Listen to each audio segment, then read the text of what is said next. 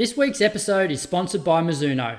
From the crunch of gravel as we find that peaceful tempo to the taste of salt building as we run longer and faster, it all comes down to one day. The marathon is a beautiful game. In 2023, make your next marathon easier with the Mizuno Wave Rebellion Pro.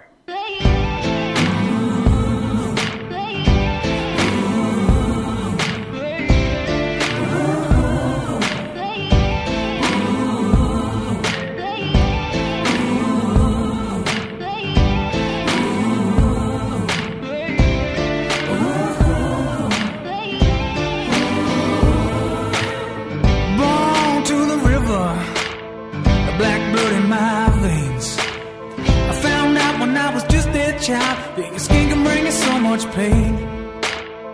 Now I hear you say you got the best of both ways.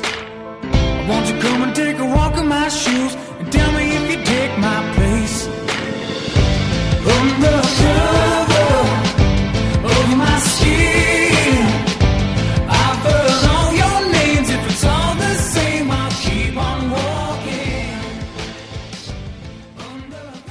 Welcome to episode number 270 of the Inside Running Podcast. Thank you for joining us for another week. Thanks for downloading and streaming the show. However you're listening to us, we really appreciate you joining us for the next, could be 60 minutes, could be 90 minutes, pending a possible interview that we might record tomorrow after we're recording tonight.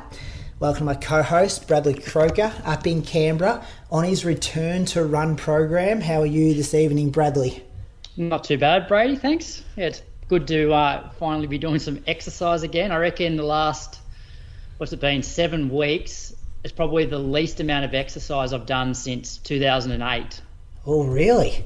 Yeah, since 2008? Yeah. It's a long time. Yeah, like 2008, or maybe 2008, I sort of stopped running for a while and tried to get big in the gym. You didn't. Yeah, I did. So the difference was, it's like, when you're a runner and you jump on the scales, you're like in a pair of undies, where when I was trying to bulk up, I was jumping on the scales and I had my shoes on and my jumper on, and I still never hit 70 kilos. I've got to see some pictures. Actually, I'll send you some. I've got some. Oh, that would be ideal. Yeah, and like I was obviously still training, but I definitely wasn't doing a lot of cardio, and I haven't done a lot of cardio in the last 7 weeks either, because I basically wasn't doing any cross training. I think the last time you sent us photos, you were like an overweight 10-year-old. Remember that? That come up one episode, how you were a bit chubby as a kid. I'll find your photo during the episode and send it to our group chat. I'm looking forward to seeing that. My other co-host is down in Anglesea.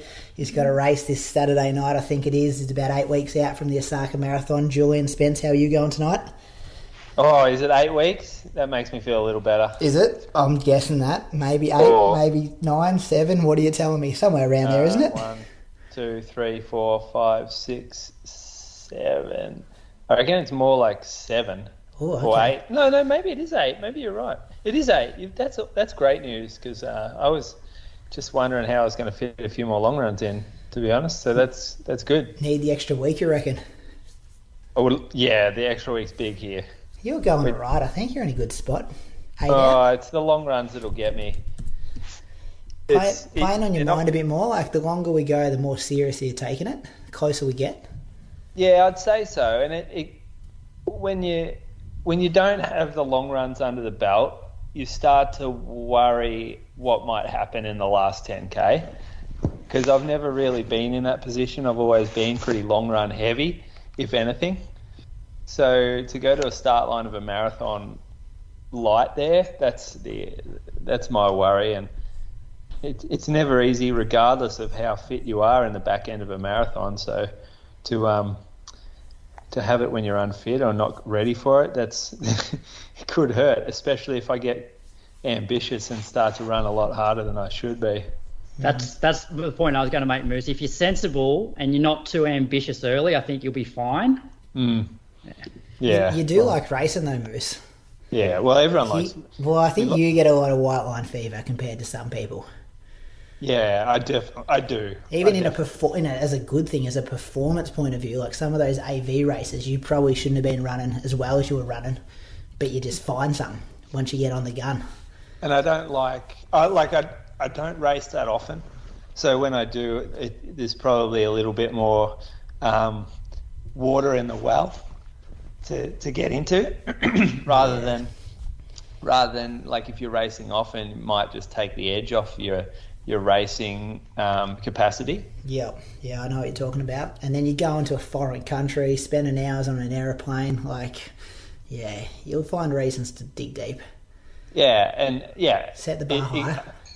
I was having a conversation with Liam, a guy that is in town, Geelong runner, and he said, "Oh, what do you think you're going to run?" And in my head, I have no idea, because you have to have some sort of idea about what effort or pace to go at it. And there's a big range of what I potentially could run. I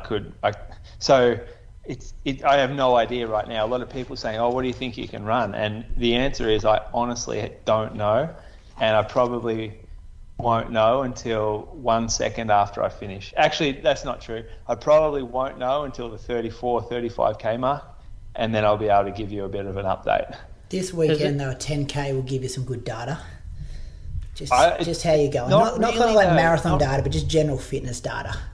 Yeah, general fitness data, that's right. How are you going to get to 30K data? Yeah, it's the fact that the 10K is not that relevant to the marathon that's the problem. It won't give me that much insight. Has it changed because I think last week you said, you weren't going to be doing too many more Ks than what you currently are, but now you're a bit concerned with like that sort of marathon strength at the back end. Does it change where you might increase it a little bit now? I don't. No, I won't. I've still got to stay pretty sensible, because if I want to have a crack later in the year, I can't ruin it in the front half of the year. So I'm going to be sensible about it, and I'm just going to deal with the consequences of not having the long stuff in the legs. After doing this for 270 episodes, we started with the questions at the end of the weekly recap here, Coach. Well, let's let him recap Monday through to Sunday, and then maybe we'll have no questions for him because we just asked them all. Take us to Monday, Moose. You come off Christmas all right? People writing in last week about how you rant about spending time with your random cousin who likes going deer hunting. They really related to that, so good work. Good, yeah. And I did think, I have some cousins who run, but they're actually the ones that I want to hang out with. So if those cousins are listening, we're all right, me and you. Wasn't that side of the family, the other side? There's not really anyone in particular. I was just making an example.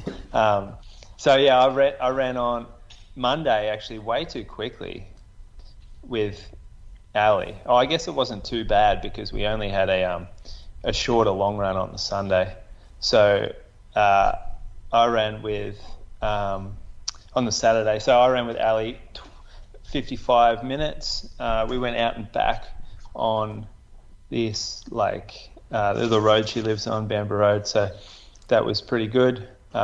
Pretty fast, actually. We got going too hard, I think. But it was okay because there was no real risk. It was just the next day we had the race. So the Roo Run. So it was really warm.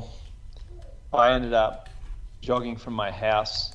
The race was scheduled for 6:45, so I left at 6:05 from my joint and ran over the hill to the start line. I'd already put my bag down there, and the race was delayed. They said it would start at 7, but I think it ended up starting at, if I have a quick look, 7:15. So it was a half an hour late. I think they did that because of the tide. The tide was dropping, and they needed it to drop so that they could get around the rocks. At a high tide, it's not passable, and at a low tide, it's really passable. But it was like a mid tide, so they gave it an extra half an hour. But that just means we're all standing around on the start line in pretty hot weather. I'm just going to see what my run says in terms of weather, because it was warm. It said 29 degrees, which isn't that bad. Oh, it's pretty warm, isn't it? 29. Hot. Full sun as well, a bit of cloud cover.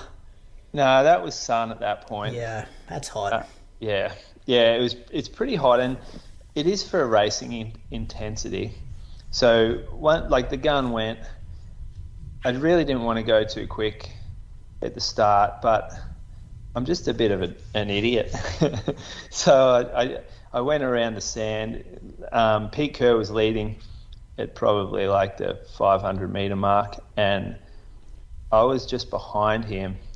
And we go on the track up this hill that goes from, let's just say it goes from the beach to up to 50 metres basically, over probably a K. And so that's a decent climb. I think Pete dropped early. I decided that my best chance in this race was to go harder early up the hills, because I know the hill pretty well, and I know the downhill on the other side really well too. So it's pretty steep, this downhill. So Pete dropped, but I did have footsteps behind me. It was Liam Coghlan. He's a Geelong Div 1 runner.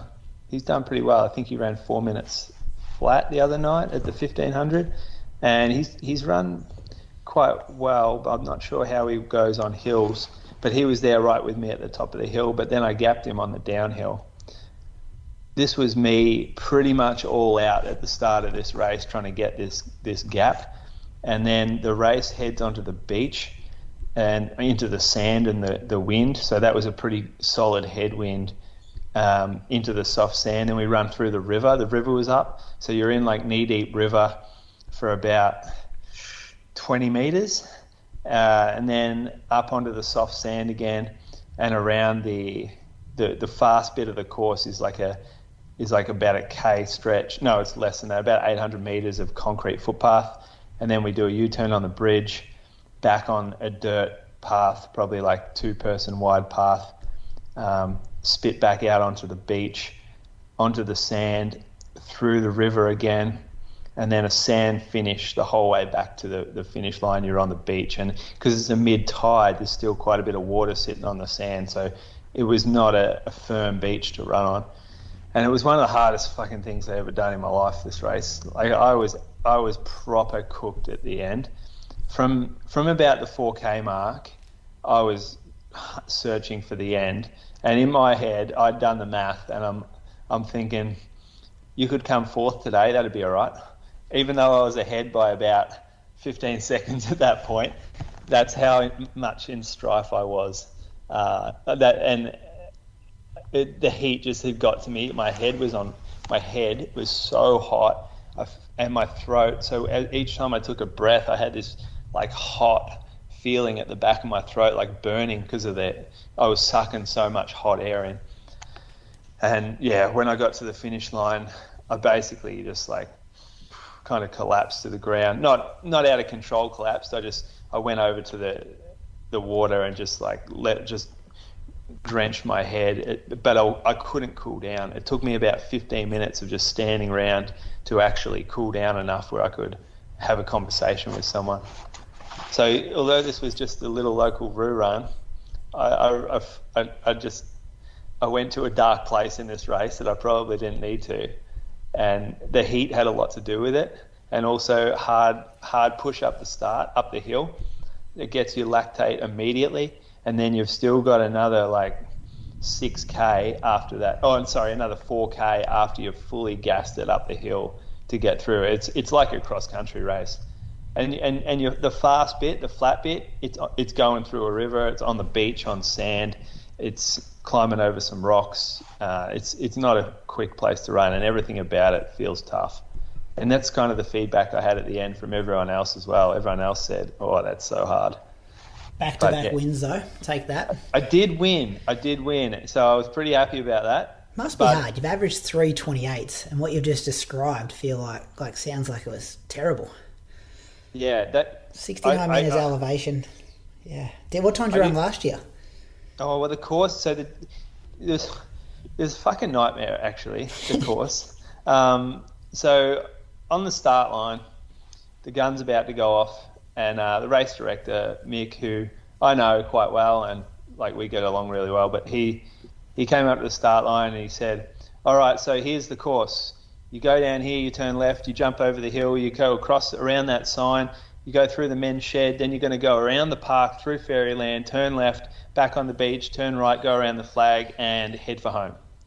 And everyone was just standing there going, what? And Pete Kerr made a joke. He's like, so it will be somewhat marked, won't it? And he's like, oh, yeah, markers, it's all good. And so I'm like, all right, cool, we'll go. And we got to a point, because I was one of the only locals there on the start line who actually kind of understood what he was talking about for some of the areas. Like, he was using local names for places that no one would have any idea about. But I turned the corner, like the U-turn on the bridge that we were supposed to make. There was a marshal there, all good, so you go right. And then there was this, I knew that we had to turn left again at some point, but I wasn't exactly sure of which turn it was. And I just thought, oh, there'll be a marshal there to tell me to turn when I get to the spot. And then I came to like an intersection, but there was cones there, but they weren't there laid out in any particular manner. So I couldn't make a decision, like, and keep in mind that I'm going 18k an hour, or less, sorry, probably 16k an hour, and I'm hitting an intersection that's got a few small cones on the ground in a race, trying to put a little gap onto someone who's probably 10 seconds behind me, and there's no sign or marshal, and I don't really know where I'm supposed to be going. So I come to this intersection and I'm like, I don't know where to go. I'm just going to go straight instead of turn off. Because this is a slightly different course to the year before. And so I keep running, and then I'm like, it must be the next intersection. They'll have someone there that'll tell me and a big sign to go left. And I get to that intersection, and it's a similar setup with cones set out that I don't really understand. So I'm like, fuck it, I'm just going to go straight again. And I know the way back to the boat ramp by then. And so I just ran to the boat ramp where the next marshal was. And I said, I think I've gone the wrong way. And because she had no idea what I was talking about, she's like, no, you're good, just keep going, like, you're fine. And I thought, I just hoped at that point that people behind me were following me, so that everyone was going the wrong way. Yeah, and everyone went the wrong, so everyone went on this course. Not a single person turned off it.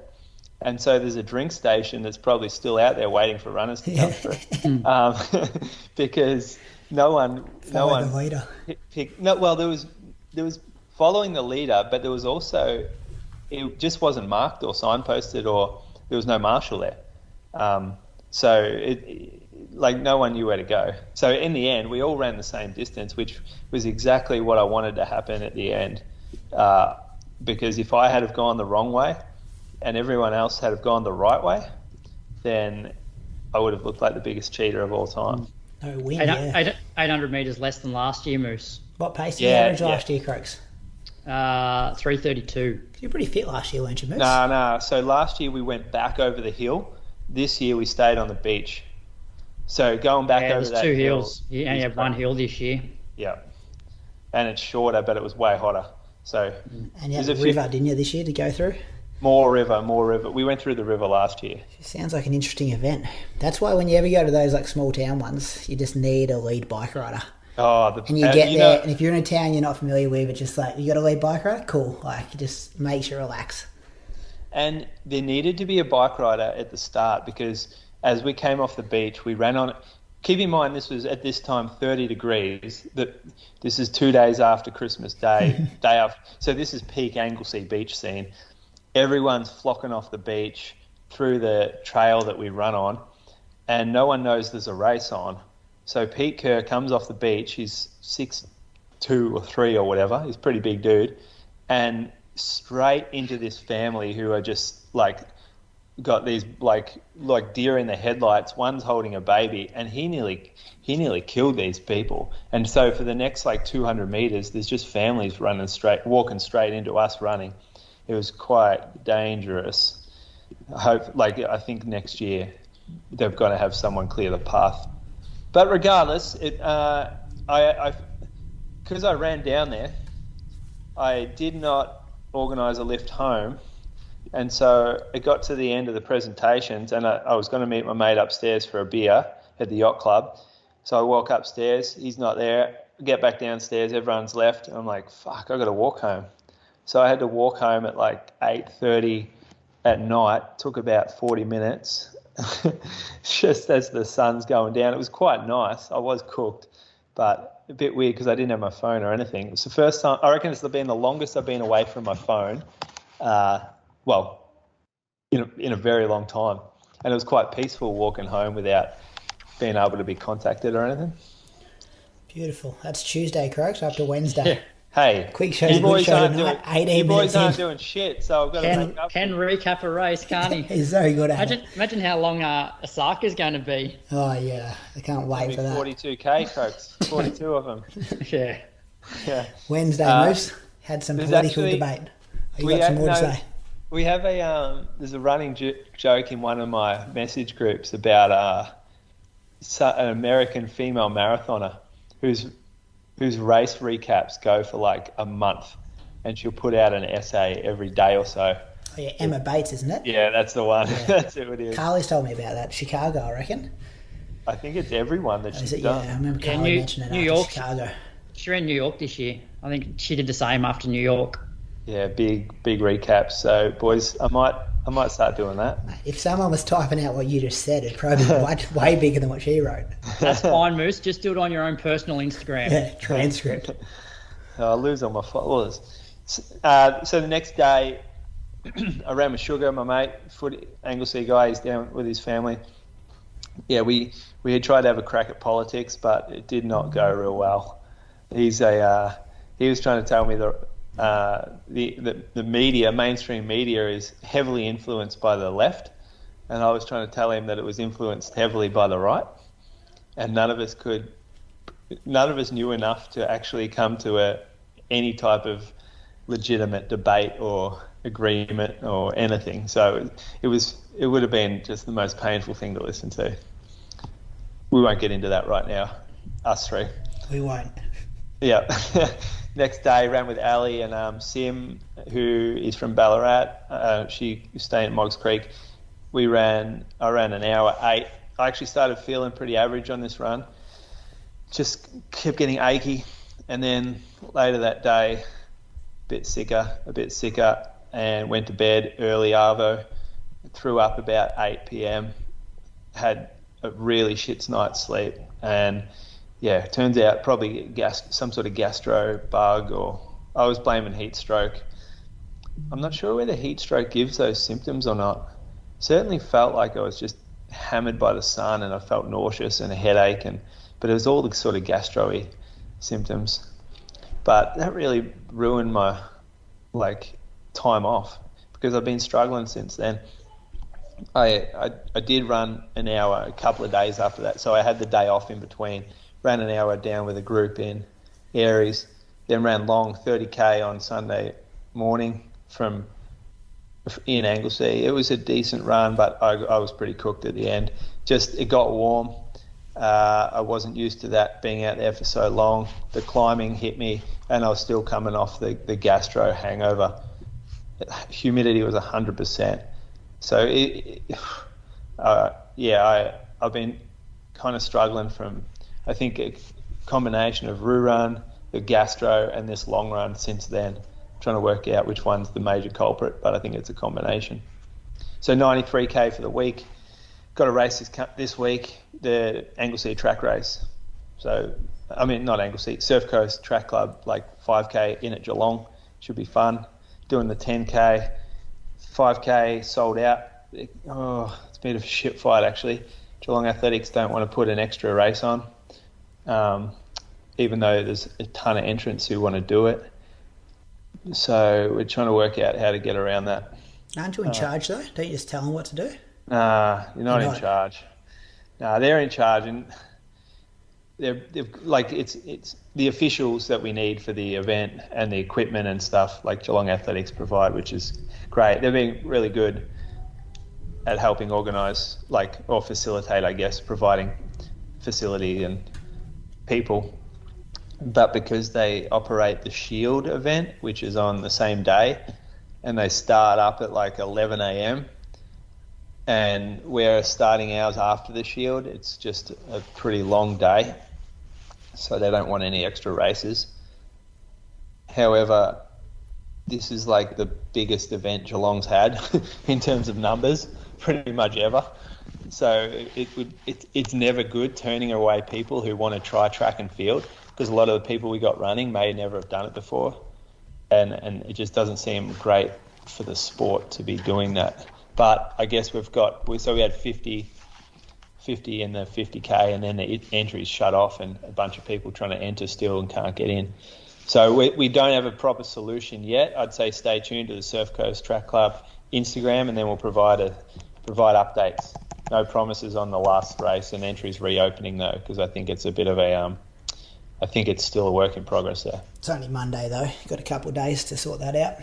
What time's he going to run Croaks? 10K track? What do you got? What do you run at park moves? 31, 32 low. 32 low. What's the weather looking like? 28 on Saturday. What time are you racing? I don't know yet. We haven't got the set schedule. 7 p.m. It's going to be 24 degrees, wind of 23 k's. That could slow him down a bit. Croaks, put a time on it. Break 31. I reckon he's in better shape than he was out at Park. Yeah, for sure. I don't know. It's really hard to tell. 30-50. Yeah, that's a good prediction. Happy with that, Moose? What are you aiming for? I'm going to say breaking 31 would be a good run for me. Yeah. I would be really happy with a 30-30. Breaking 31 would be pretty good. Yep, wait and see. What's your prediction? You always just throw you never do a prediction, Brady. I'm the host, mate. I've been predicting. I predicted 20 people to break through this year on the show last week. What are you talking about? I thought breaking 31 would be a good run. It's hard to know though. Like, you've done a lot of strength stuff. You've been smacking those 400s in what were you doing? 67, 69s the other day. So there's the pace. Your legs know what the pace feels like at 73, 72s. It'd be interesting. 30-minute pace. You do. Yeah, I know. You've been going quicker than that though, haven't you? So slowing that down to 73 seconds should feel pretty good. I'll do some race pace tomorrow. That's 30-25. You're strong. You got that white line fever. Maybe you just need a decent head-to-head. Well, there'll be a group out there, I think, around where I'll be at, hopefully. I'll start at 74s, mate. We'll go from there. Got a name on the start list? You reckon you'll peg someone out and just go, you're mine tonight? Oh, shit. Nah, I haven't even really looked at the start list. It's going to be a good ladies race in the 5K though, so that'll be the fun one. We can review this later. We'll talk about that then. What about Pete Kerr? You'll take him down pretty easy? I don't think he's in the start on the start list. No. Lockie Doak? You'll take him? Lockie Doak? You're fucking kidding me. Who else is down there? Gunther? 15 minutes at fucking Roo Run, mate. You could take Gunther, couldn't you? Oh, Gunther's moving all right. Is he back fit, is he? Yeah, okay. He'd have to have a bad day for me to pass him. Let me look through. Let me chuck out some names. Toby Mende, Will Ford. Will Ford could be around where I'm at. He did that Vic Country 5K with me last year. He was strong. Ballarat boy. Dale Carroll, he's pretty fast, isn't he? Yeah, is he pretty fast? He won the Melbourne Marathon 10K. You're not getting anywhere near him. He runs 29:20, doesn't he? All right, well... If you can not get lapped by him, you're going all right. He might beat your boy Stoke. No, he pulled out at Zatopek, Dale Carroll, so he might be down for a bit of redemption. Yeah. Doing the Oli Hoare. What's his name? Archie Reed's still in the race, is he? Is he? Has he entered? Yeah, he's entered. Archie Reed. Has he? What, you're kidding, aren't you? Well, he's had COVID and we've just been nursing him back a bit. I'll talk about that in my week. A while ago I said get it in pre-COVID, but okay, that's good. You've lost the handle here. Yeah, I didn't know it had his name down for that, to be honest. Actually, is it still there? He's hardly ran for the last couple of days, so he's yeah. I think Coach Andy Buchanan gave him the okay to race it. Archie Reed is locked in. Yeah, no, it says here submitted by Coach. Coach Andy. Coach Buchanan. Here's another bloke. If you can get within one lap of, you'll be going all right, I reckon. Yeah, I would have got within a lap of him at Zatopek. If you finished, you would have, yeah. Drew Fryer, I think he's from Sydney. Oh, yeah. Some good names for this little meet, isn't it? It just needs meets like this to... People want to do something this time of the year. Yeah, they do. Put it on and they will come. Yeah, and in the 5K, I'll go... We might as well do this. Yeah, do it now. Keep it rolling. Yep. So some ladies' names. I'll read out some ladies' names. Ali Pashley, Jess Stenson, Sarah Cotchett, Abbie Hinman. Oh, yeah, Abbie. Bendigo Bat. Brooke Williams, Chelsea Gunther, Laura Salamito, Rachel McGuinness is doing the 5. Oh, yeah. Good Round race. hook. Yeah, there could be some good ones in there. I reckon it'll be a good race. I reckon the ladies, it'll be in a mixed race, so they could get a couple of males in front of them, like pushing some pace. Should we see something like sub 15:30? What did Jess do in that Fitzy's 5? She ran 15:25 or something, didn't she? I think that will depend on Jess, whether you see that or not. It won't depend on anyone else in that race. Okay. No stream though, is there? Nah, this is some old school stuff, mate. We haven't organised media for this. We might get someone to pull out a phone. Yeah, you probably could. I'm not sure. Who do you even organise for streams? Is it Lockie Rayner at Athletics? Yeah, exclusive, yeah. Do you have to pay for that? Yeah, I think so. You would, yeah. Can't imagine he just comes down and does it for free. We don't have any money to pay for that stuff. Anyway, let's move on, Bradley. Tell us about your week, your return to run. Good to see some action on Strava. Yeah, so Tuesday, it's not on Strava, but Tuesday was the first bit of exercise I had done in 2 weeks. I went out and joined the group. I was just on the bike, and it was actually, good fun. Like, I can see how people, when they stop running, sort of get into the coaching and then just start riding the bike. Like, I certainly wouldn't have burnt too many calories, but it was just nice being out there and following them around and having a chat during the warm-up and cool-down. And then I decided, so my goal was to try and be, back pain-free by the start of the year. And so I was knowing when I was going to do something before Jan 1, but I went out on Saturday, which was the 31st, and went down to the synthetic oval close to home and thought I'd just do some run/walk. Same session I did actually in January, my first run in 2022 after my COVID and calf, except I did it on the treadmill, was 5 times 4 minutes of running, 1 minute walk. And first 4 minutes was pretty uncomfortable. Just, that feeling we haven't run for a few weeks, hip, back. It's like, am I even going to be able to run 4 minutes here? But every rep, it just loosened off. And so it was okay.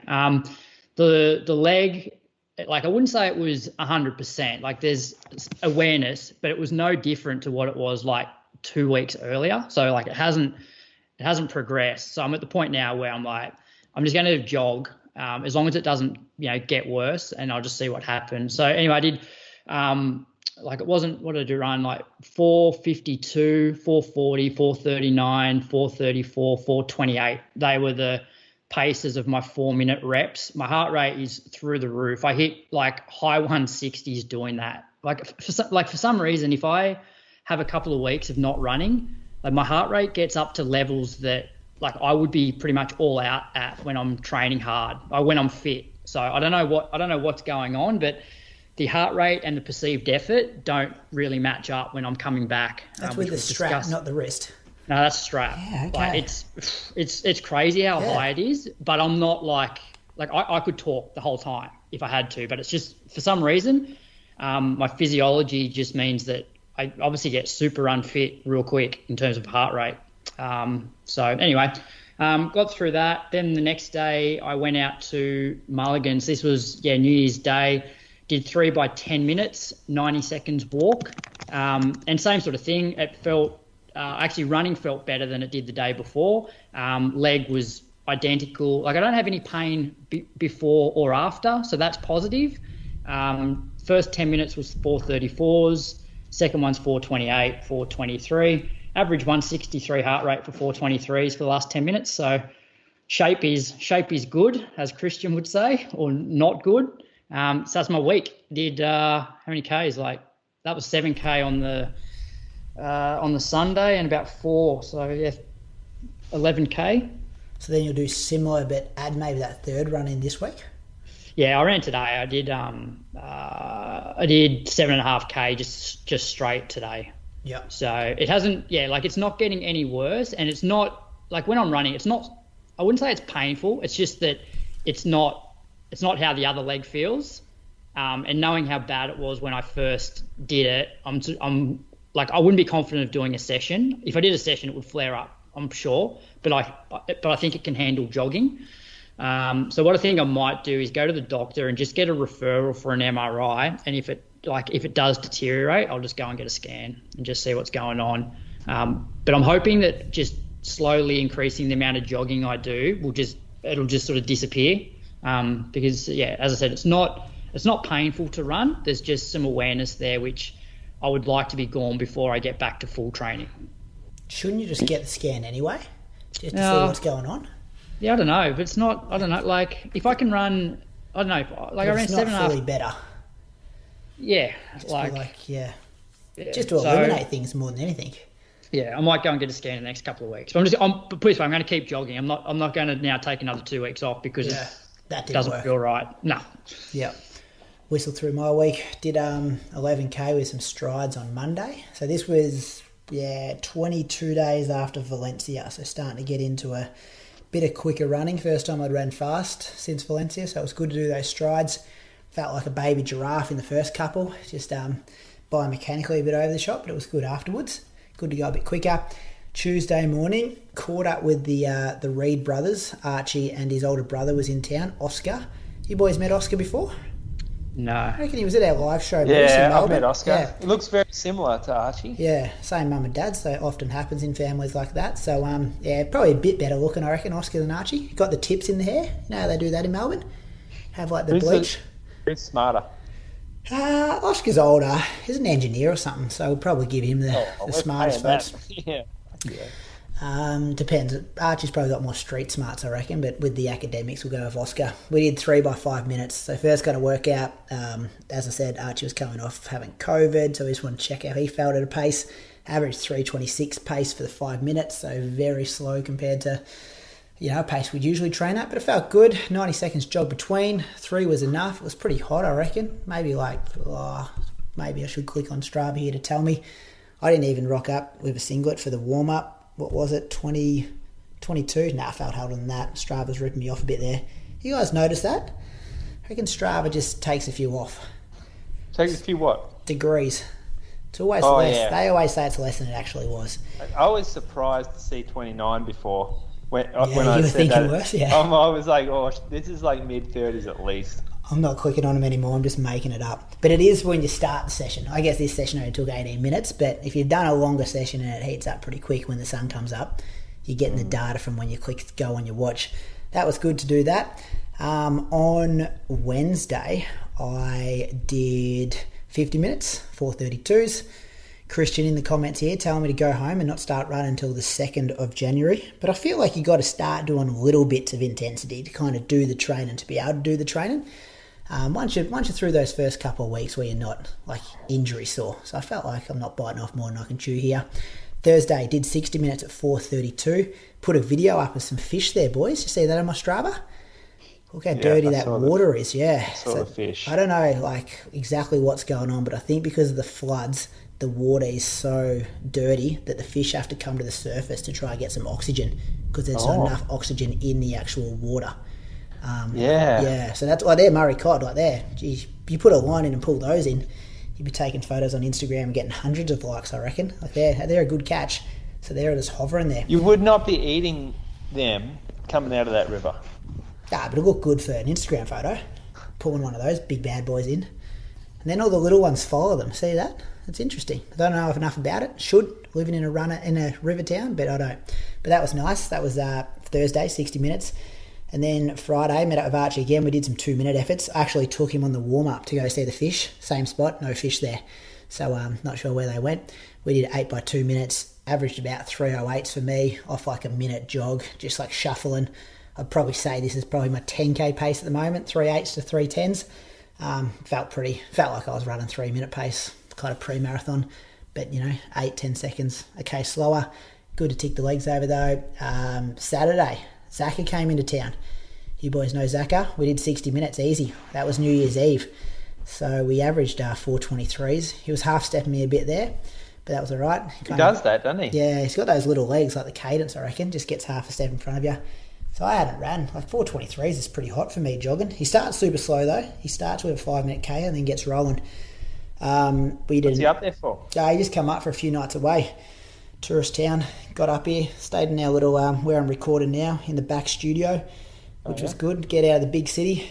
Did you have any luck with the lady while I was up there? Don't know, didn't see it. We kind of went out both nights till about 9:30, 10 p.m. I'm not sure what happened after that, Croaks. I'm kind of dad. He went out by himself. No, we got home, but these days they flick on Tinder or whatever it's called, and you never know who could be down in the Airbnb. Was his phone just pinging the whole time? No, he's actually very good at like not even having his phone anywhere near it. Like, he puts his phone away and just gets engrossed in the conversation.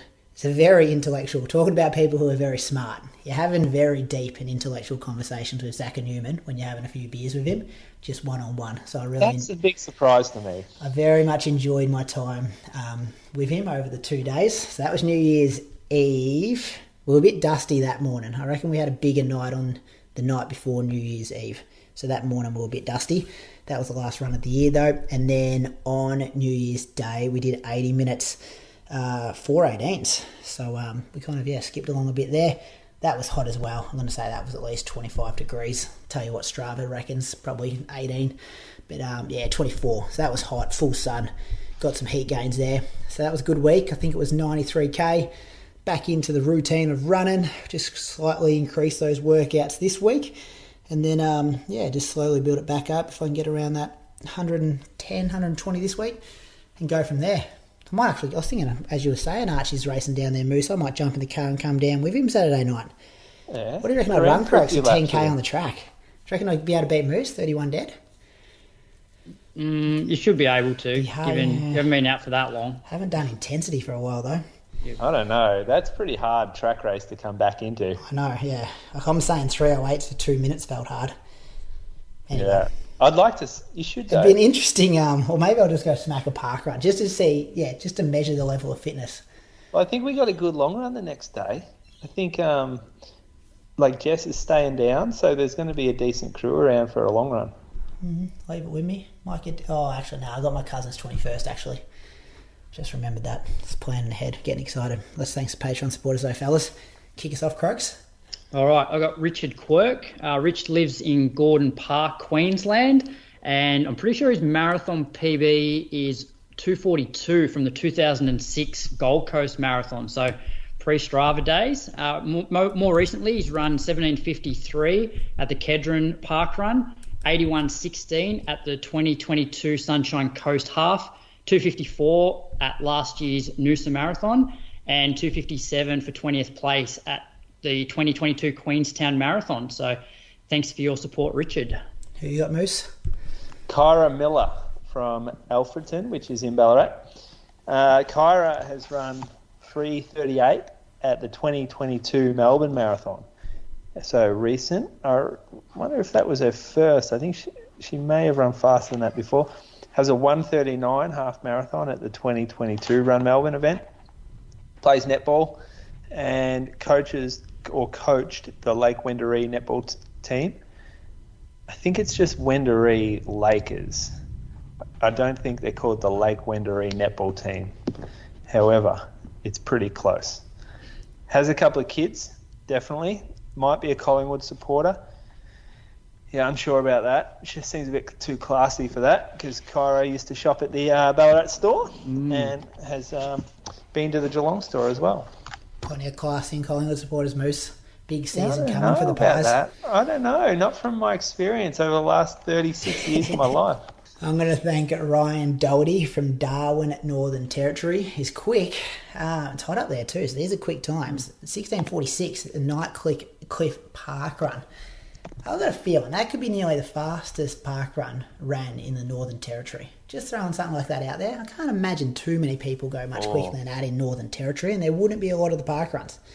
There would be a park run head honcho listening to this who probably have those details. Have those stats, and I'll put this little asterisk on it. They must live in Darwin. Like, you can't be Liam Adams and go up to Darwin, do park run one day and run 14:50. Oh, yeah. I can't imagine too many locals in Darwin can run quicker than 16:46. I reckon Ryan Doherty's our man. You remember Bart Craig Davis? He lived in Tiwi Islands, I reckon, for a bit. Yeah. And he would go to Darwin and do the park run occasionally. I reckon he's run faster than that. Yeah, and that's credible. He was living up there. He was living there, but he's not from there. Yeah, well, Ryan might not be as well because some of his PBs are in other spots, like the Adelaide Marathon in 2019, where he ran 2:44. He on the podium that day, Croaks, you reckon? I reckon we've said his name before. Don't know. A bit closer to Adelaide. Yeah. He may have also won the 2018 Kangaroo Island Marathon. So this guy's quality. Thank you, Ryan, for your support, Kyra for your support, and Richard. If you like what we do at the Inside Running podcast, brings you some entertainment, you enjoy hearing the interviews, all those kind of things to keep the lights on, we need patrons to support us at patreon.com/Inside Running Podcast. 3 different tiers on there. Top one gives you access to all the bonus content we've ever produced. So if you're busy time of the year, a lot of podcasts aren't recording through this festive season, and you're looking for some content, keep your company on runs, perfect time to sign up. Probably get 300 hours worth of content by signing up to that top level. And we got some marathons coming up. Like, I reckon we'll get a Road to series happening soon. Yeah, there's 2 Road Once to the series. announcements get made. There's a few. There's the next bonus content show. We're definitely working on that. We talked off air last week about potential panellists, and just not 100% sure which direction we're going soon. But there'll be something. Don't worry. And there's a lot of good people, and I feel like we've got a lot of good characters now that the listeners know, and you can just chuck them on panels together and they're going to have fun. Yeah. With so many options out there, it's hard to know where to look for your next marathon racing shoe. Through extensive research and testing, Mizuno has created a shoe that is fast like no other. The Mizuno Wave Rebellion Pro looks different and feels different.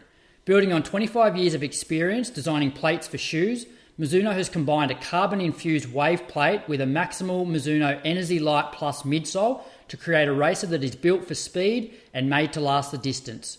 Created to maximise performance where you need it, the Mizuno Wave Rebellion Pro offers over 50mm of cushioning under the midfoot, designed for ultimate propulsion, all while meeting World Athletics regulations. From tackling the full or half marathon distance to bringing down those shorter distance PBs, Mizuno has you covered on the road with the Wave Rebellion Pro. Runner news, Devonport Mile. This is probably the big story of the week because the 2 big dogs over 1,500, Oli Hoare and Stuart McSweyn, were down at the carnivals, the Tassie Carnivals, I think is the terminology they use down there. They were running handicap miles, so both the boys were starting off scratch. They had to try and pick up everyone starting in front of them. I think a lot of our listeners know what handicap racing looks like now. Thanks to you. Thanks to me, yeah. As a 2-time Stall Sash winner, I can tell you all about it on here. The boys did both go down there, and they brought us some entertainment at a time of the year where there isn't a lot of running entertainment. The promoter, Richard Welsh, has been on the show a number of times. I'm sure he had a big part in getting them there, especially Oli. Stewie's and Julie pretty much there every year when he's down home visiting his family. But the first one was Devonport Mile, which was on the 29th of December. Oli got second. So Aaron Harvey won. He was off 140 metres. He ran 4:02.5. Oli Hoare was second. He ran 4:03.7. Angus Leniecki was third. He ran off 170 metres and ran 4:03.8. And Stewie was fourth, 4:03.9. It was good seeing all the people tuning into the live stream just as these boys were racing. I enjoyed the commentary. Grant Penny, I think he lost his breath a couple of times because he just couldn't keep up with the words he was spitting out his mouth. He was struggling to, had to come up for air a few times, but he built the hype. I loved the introductions. They kind of put some real epic music because they introduced like most of the field and just go through their names and what mark they're starting off. And then when they got to Oli, or they got to Oli first and gave him a pretty good introduction, and then got to Stewie, stuffed that up twice there, and the crowd was up and about, and the boys they went hard. I think it was like a 58-59 first 400, and then just probably lost a bit in the middle there, weren't as aggressive as probably they should have been in the end, but then pulled in everyone bar Aaron for Oli, so I thought he looked pretty good with 50-60 metres to go to close some people down there. What do you think, Croaks? Entertaining because somebody started 400 and over 400 meters in front, so a whole lap, and for a long time you don't think they're going to get anywhere near it, but then in the last 200 they seem to mow down a lot of people. I was surprised because normally on the Diamond League circuit we see Stewie doing all the work, whereas both in Devonport and Burnie he sort of sat back and let Oli do a fair bit of the work, so I thought that was interesting. Enjoyed the hype. Grant does a really good job. He knows a lot of the athletes in the field, does a lot of research, and just the level of excitement in his voice, like, gets everybody so pumped up. I reckon we should get him on one week to introduce Moose at the start of the show. That would bring the energy. Well, it's funny you say that, because I got a different take on it. I felt like it was a little overboard, and like to me it sounded a little erratic, the commentary. I didn't really gain a lot from it. It'd be very hard to do, because where do you look? Like, it's not like you look in one spot. Yeah, exactly. It was a mess out there. It was a mess, full-on mess. And the commentary was a little bit like that too, because he was basically just calling random names out. No one knew where they were. And the camera didn't know where to go, because the camera's like, do you go for the winners? Do you go to Oli? Who's in the middle? Like, yeah. I guess I was talking more probably the pre-race, like just introducing everybody. It sort of got the excitement levels up. His energy was great. Yeah. But a very hard thing to do. I reckon he was on a diet of throat lozenges between the two races just to recover in time. Yeah, because then they had a day off, didn't they? And then they moved from Devonport to Burnie, which is the bigger one, the one on New Year's Eve. So we kind of expected, like, I don't know, somehow I expected, okay, they got second and fourth, now we're going to see 1 and 2. Because I thought it'd be the similar people in the race, and sometimes I know they make adjustments from the data they get from Devonport to go, well, this person, Aaron, for example, would have got pulled. He wouldn't have been off 140 when he was racing Burnie. But Abbie Butler got the win at this one. She had a 320-metre head start. She ran 358.2. James Fracomi was second off 180 metres. He ran 359.0. Jimmy Hansen was third, so he got a 30-metre head start on Oli and Stewy and ran 401.5. Stewy 404 for 6th, and Oli was 12th in 409. So you'd Stewie's probably still ran better than Jimmy, but Jimmy's probably ran better than Stewy there, because he's beaten him by 8 seconds and only had to give him 30 metres. He only got 30 Jimmy, head start. Jimmy was good in that Jimmy first finished one like too. fifth or sixth in the first one, so he's had a good couple of races there. When they went him, he just tacked on, didn't he? Yeah, I didn't. It's funny, like, the only reason I was really watching both of these races was to see who was going to win in the race between Stewy and Oli. And so for me, Burnie, once Oli got gapped, which was, probably halfway through the race, or maybe 3/4 of the way, like Stewy sort of, put a fair bit of time into him, which it's sort of hard in these races, because, like, what's the incentive for Oli to, like, really push hard now? Like, he finished 12th. So it's pretty. I think it's easier to switch off in these sort of races when it's not your night. Definitely.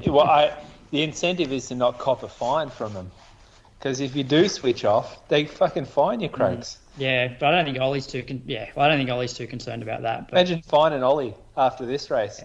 But I'm not saying he switched off, but Stewy definitely put a lot of time into him. He wouldn't have switched off, because there was still probably 10, 15 people behind him. Like, he's probably finished midfield. It wasn't like he was running in at the very back there.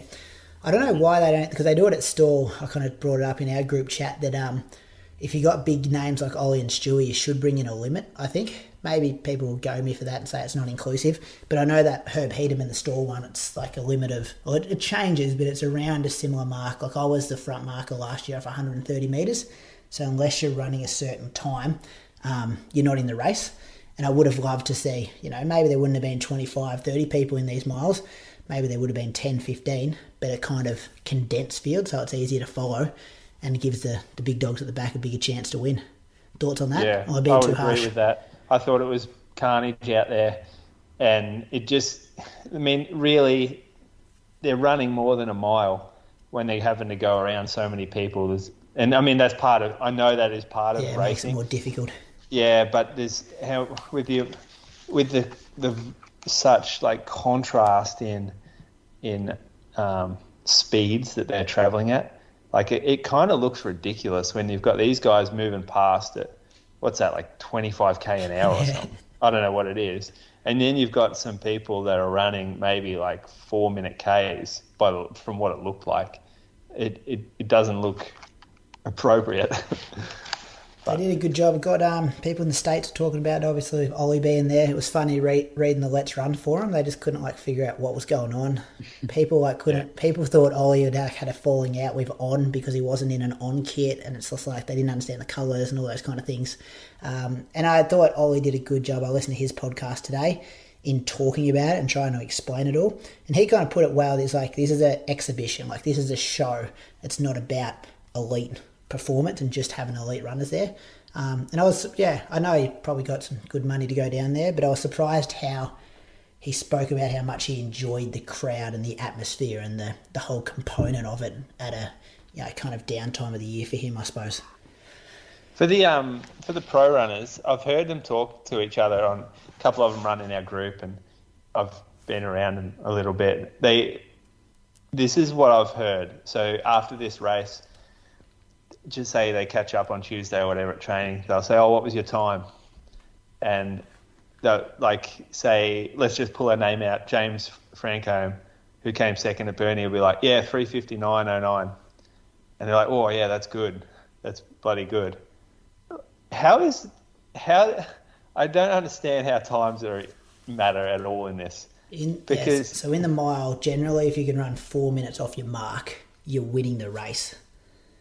Yeah. So then that's why Shuey's broken 4 at this race before. So I think, I don't know, it's windy, the race didn't go his way, ran 4:04. He might be looking at that going, "Oh, I've gone 3:59 off the same mark in this race before on the same piece of grass." Maybe it was wet, heavier, those kind of things. But in pro terms, it's like, yeah, I know what you mean. You actually haven't run a 3:59 mile. But James Francome's not saying he's run a 3:59 mile. He's saying, and you'd assume whoever he's talking to, if he's a pro runner as well, knows what mark he's running off. But doesn't your mark change every race? Not every race. Sometimes you got to do, there's certain rules. I know there used to be one in the Victorian Athletic League. If you had 3 satisfactory performances, then you'd get a lift. So you might go 5 metres out if you performed. If they say, "Hey, you're running hard, you're trying here, you're still not getting near the win, we're going to put you out 5 metres." So the better you run, the further forward you go. Is that what you mean? The better you try. And then they used to have better you try. Well, maybe not the better you try. People out there judging your effort, going, "Hey, you're trying real hard." Yeah. So then what people will do, and this is what the sketchy part was, so people would rock up to 3 races, go, "Well, I just need to show up, get me entry and go around, and then I'll get me 5 metre lift. And then I'll do the same thing for the next 3 races, get another 5 metre." And they play the game. So then when it gets to stall in April, they might be running off 30, 40 metres ahead of where they were in December. And then they come out and shit it in. So it's so they're watching you going, "Hey mate, doesn't even look like you're trying here." That's why some people do sessions in the morning before they go to the race in the afternoon. So you look like you're fanging it, but your legs are just cooked from the workout that morning. So sounds like a real sound process. I don't know if anyone still does that, but there was, some sketchy behaviour definitely going on in the pro running world in the past. And then because the bookies are involved, then you know when your training partner's ready to win because you're getting all this intel from training and you just load up on him at the bookies. He wins the prize money, gets the sash. You can bet on your own races? Yeah. When I won stall the first time, I was paying $12.50 to get up that day. And Did you get on yourself? Isn't definitely. that illegal? Surely that's illegal. Nah, but you get people, I don't know, I didn't look at stall this year what I was paying just because I didn't want to know. But my old man's like, "Do you think you're going to win?" I'm like, "Nah, no chance. I'm just here because I got an invitation." And then I won, and he's a big punter. He was shattered. So it's a different system down there. Listen to Oli. I think he did a good job of explaining it. But that's what that means, Moose. So if anyone can run 4 minutes off their mark, they're looking like they're a chance to win one of these things. Roger. Some more world record chat. Some world record chat. Izzi Batt-Doyle. She broke the parkrun world record in Aldinga Beach in South Australia. She ran 15:25. And this record, Melissa Courtney Bryant from the UK, she had the record, she broke it last week. So she only had the record for a week when she ran 15:31 to beat Samantha Harrison's female parkrun world record at the Pool Parkrun. So what's Izzy's PB? 15:08? A bit quicker than that, 15:05 or 6 or something, 4. How many people in Australia, if it's a legit 5K, can get within 20 seconds of their track PB at a parkrun? Very difficult to do. It's weird though, the parkrun world record. It is, and it's getting weirder the more they break it. Yeah, every course is different. There's no sort of, there is like a wheel check on them, isn't there? Or there's supposed to be, but I see people running parkruns on Strava that are way off. Some are super long, some are super short. It's all over the place. I think Izzi's looked pretty good on Strava though. But let me tell you, I think it's 5.03. I think she had on Strava. Yeah, I'm not saying hers is wrong. I'm saying that the idea of this world record at different locations, it's cool to follow. And Australians, Jimmy Hansen has it still. He's got the Australian, but he missed the world one by 4 seconds. The world one's still Andy Badley. Yeah, 10 years it's been there for. Yeah, wow. So, which brings the point, is it something that, is this good for Izzi? The press it brings, do ASICs look at this going, hey, this is good, thanks for getting us in the running kind of media. She's a small business owner over there with her coaching. Does it bring credibility to have potential clients? Is it something that we'll see more people look at and go, hey, this is a way that I can market myself and get attention in the running world? I see it as a good way if you're the tier below. So, let's say top tier stuff. Those that are running, getting paid big money to show up to marathons.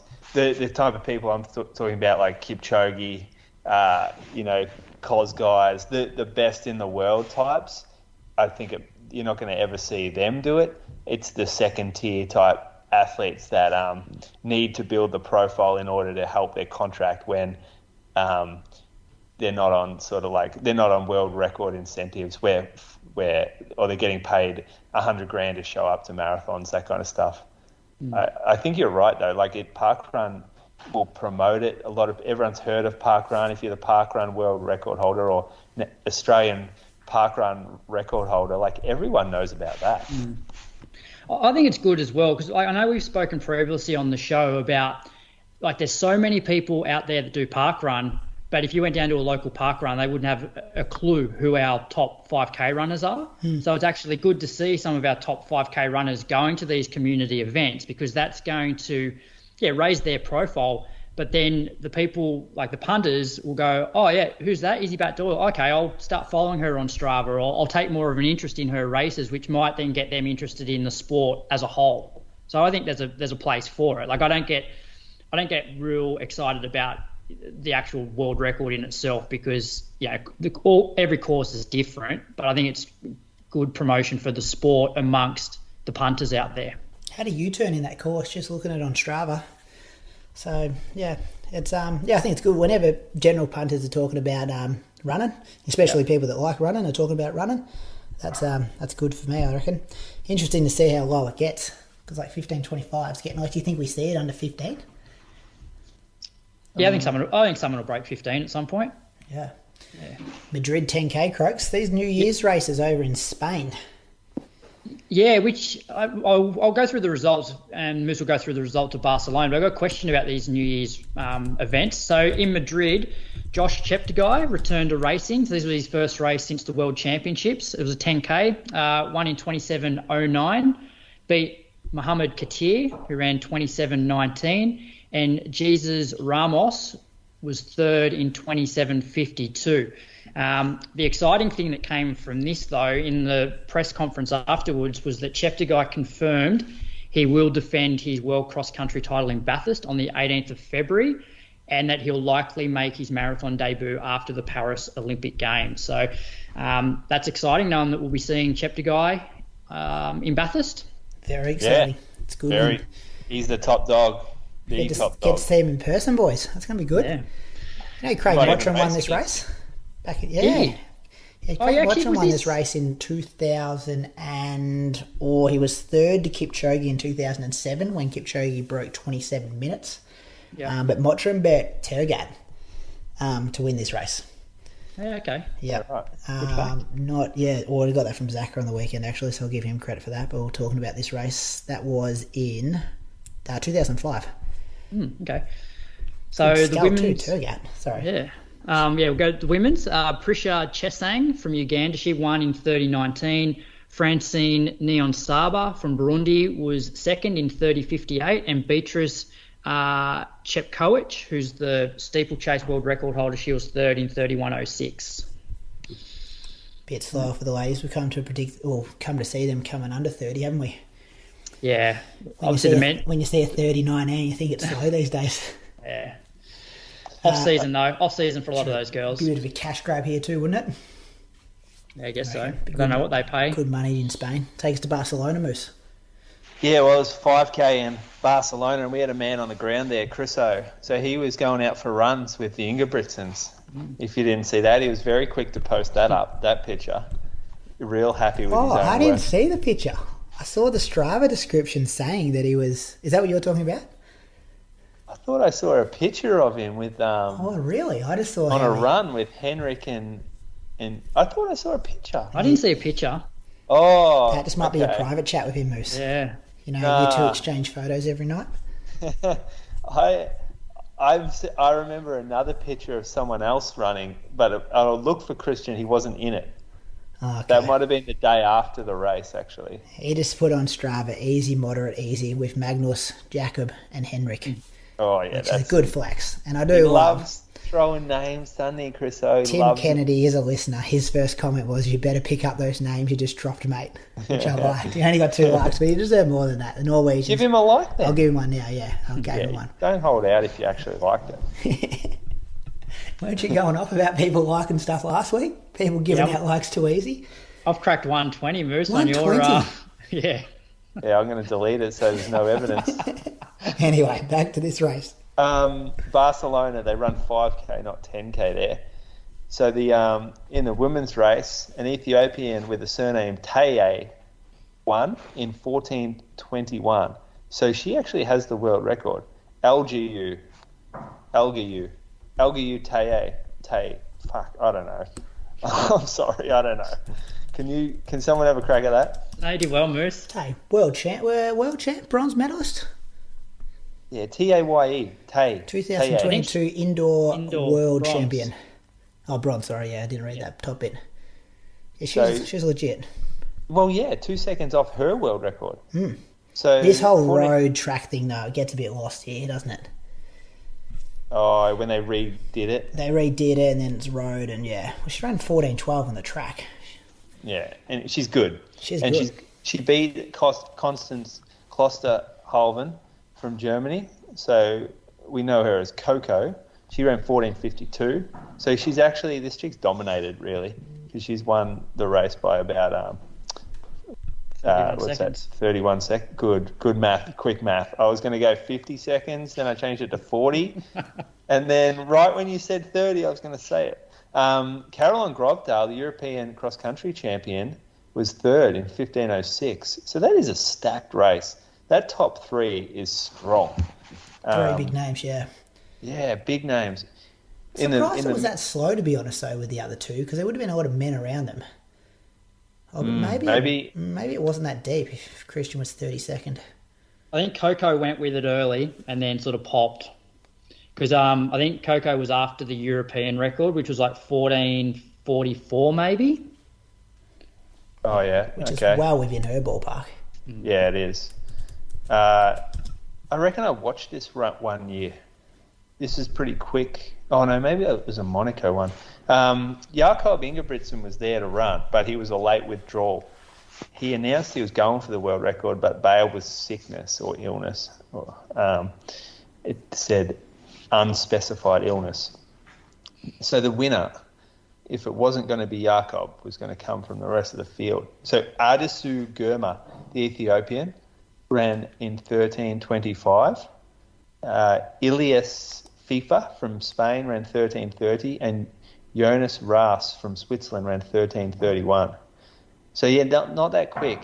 This doesn't seem to be on the same sort of level as the Madrid race. However, good women's field. So Chriso was 32nd. He ran 16:06, which no good for you, Chriso. Shape is not good. He's coming back, not good. He's come back. He was pulling out a marathon with hammy issues 28 days ago. Did he actually do get a coach? Not sure. I should do a catch-up episode with Christian and Toby. Toby will potentially win this weekend, and then we'll catch up with those two boys. How's that? I'll do that in my spare time on the school holidays. Patrons, one of those is coming at you between now and next week. Actually, we might wait for Toby to race, maybe mid next week. I did find this as well. There was this Ethiopian cross-country race. I don't think it was their trials for the World Cross-Country Championships, but I think it had some kind of weight because Ejgayehu won at 30.44 altitude hilly. I'm imagining if a guy like that's running 30.44. Big G'day, she won the females race 35.40. Close race. There was 5 people within 8 seconds of her. So she's 4 weeks post Valencia, and I think this race must have carried some kind of weight because the fields were deep of Ethiopian men and women. So that would be good if we see those 2 names in Bathurst as well. Why else would she be doing it? Don't know. Money? None of them were wearing their elite kits. Put it that way. So what does that mean? So she wasn't in a Nike elite kit. She was. So she would have been in like a Bendigo Bat singlet, like the equivalent she was club singlet. She was in an Ethiopian one. She was in an Ethiopian national singlet, but there are a lot of girls in like club singlets from the photo I saw. So yeah, that was keep an eye on that, guys, because there could be something brewing there for Bathurst. Seeing Izzi Batt-Doyle in person. Listen, question, Grogs. Yeah, so we had a sneak preview of this last week. So somebody wrote in a while ago asking us what our goals were for 2023. Can't remember who it was, but that's the question. Thanks for sending it in, whoever you were. Who wants to go first? Moose. Big fella, big goals. Well, my goal is a marathon. I've got a few goals, or they're not goals. They're things that I want to make happen. Is that the same thing as a goal? Yeah. Yeah. Yep. Yep. All right. Well, goals for the year. I want to run in a premiership with Geelong region cross country. I want to run a fast marathon at the end of the year. They're the 2 goals that I've got for my running. How fast is fast, Moose? I want to get back. I do want to get back under 2:20. Yeah, my good goals. Both achievable too, I reckon. I also want to run in a premiership for the Bendigo Bats, and I want to try and tick some goals over the marathon, obviously. So sort that. Do we have the same goals? Apart from you're like 6 minutes off your PB, and you'll kind of be content with. I'm like, that is my PB content level. So, I want to run a fast marathon, but I want to learn the event and not. I'd even be content with not running super fast, but not like bombing out, if that makes sense. So give me a 2:18.59 off a negative split and not having a disaster and actually having some confidence to go the next one. You want to execute a marathon well. Yeah. And maybe I rock up and it's like windy or it's hot or there's something's happened and it's like, okay, well that you maybe need to change the time goal and it's not going to look like the time I want to chase on paper, but I want to have the good execution. Which I think, thinking about it this the last couple of days because I knew this question's up, I think it would be good to run 2. Like I haven't ran 2 marathons in a year. I don't know if I've ever done that. Ideally that's going to help me get better at it, having 2 shots at it, if it's a goal I want to achieve this year. So trying to look at how that could potentially work in a year. Which ones would they be? It'd be Gold Coast and Valencia, I think. Yeah. Because I think April's too soon. Gold Coast is a hoax. Do not do it. Well, what else is there though, Moose? It's hard to get overseas twice in a year. The thing about... Maybe go to Christchurch. When's that? Is that like May? I don't mind that idea, Brady, of Gold Coast then Valencia, because at least Gold Coast gives you the opportunity to like execute one really well, and you probably run quite quick there anyway, and then you've got enough time to reload for Valencia. Yeah, well, you're in that season, aren't you? Like do winter summer again, so potentially, and then Gold Coast isn't hard to get to. Yeah. Not hard to find a local guy who can take me through in 69.30 croaks. It's just whether it's humid. Yeah, then that's what I meant. But then I just go, hey, what's the execution factor? Like, let's add a minute and a half through what we're thinking. Yeah. What about you, Bradley? Have fun.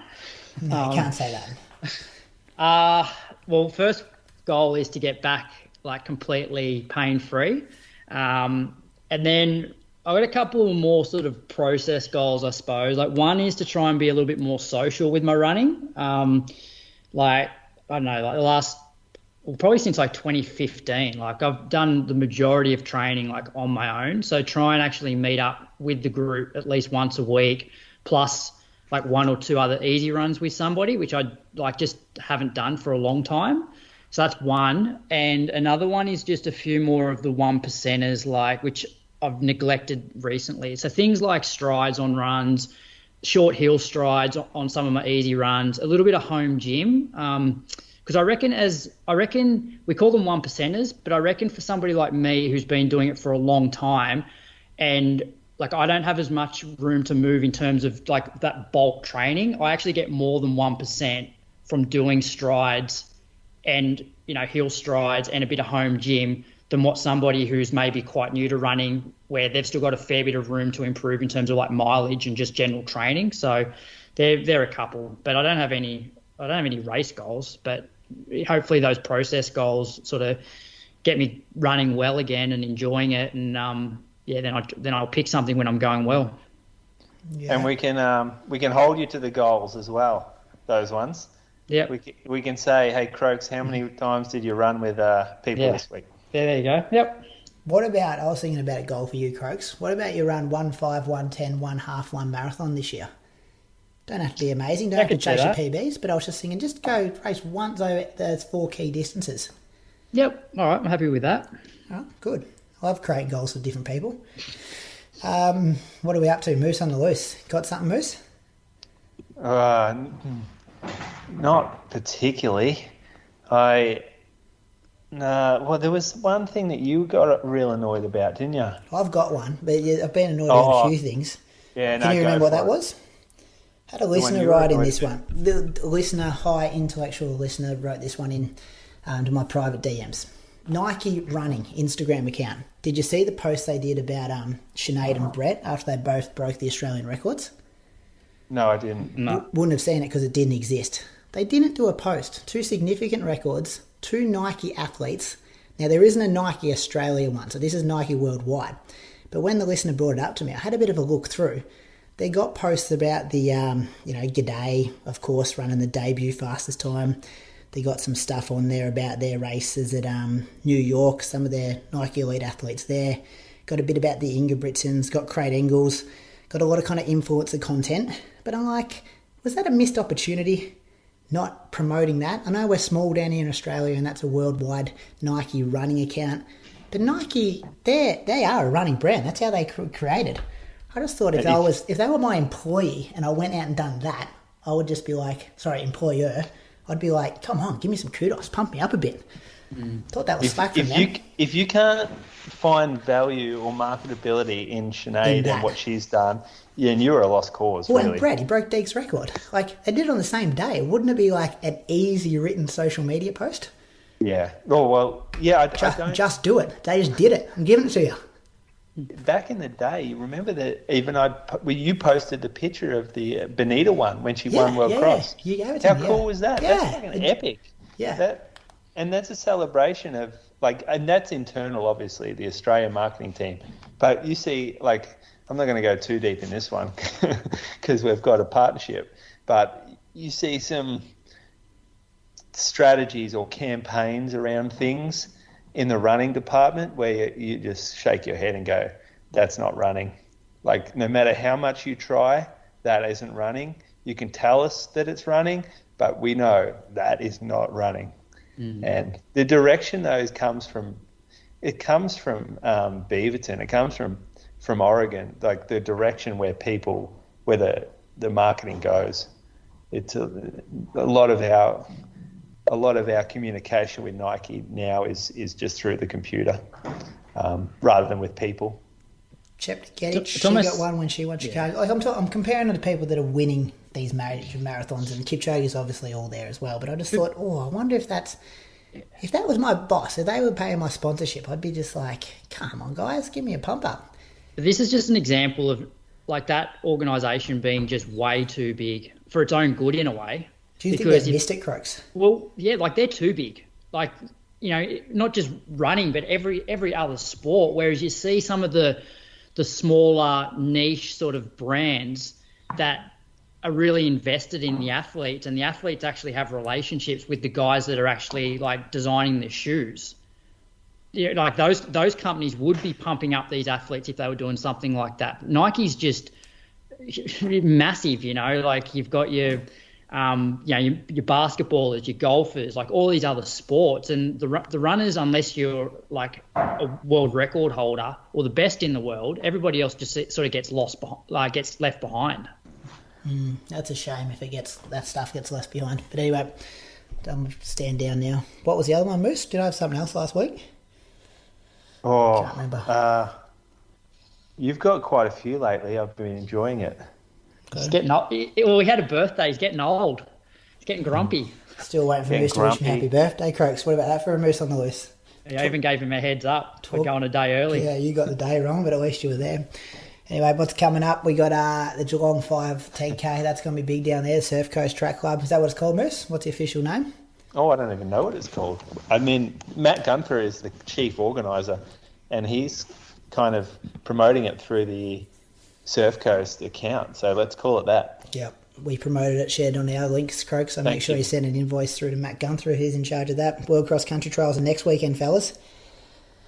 Yeah, that would be... Are there fields? 2 weeks. Well, sorry, we're calling this on a Monday, so not this weekend, next weekend. Do you reckon we'll get a field soon? Or, I don't know. And it depends. You can enter and not show up. It'd be nice to see, start lists a couple of days before, I reckon. Just for a few of those international names. See, Kai Robinson's back. He's landed in Australia. Mm-hmm.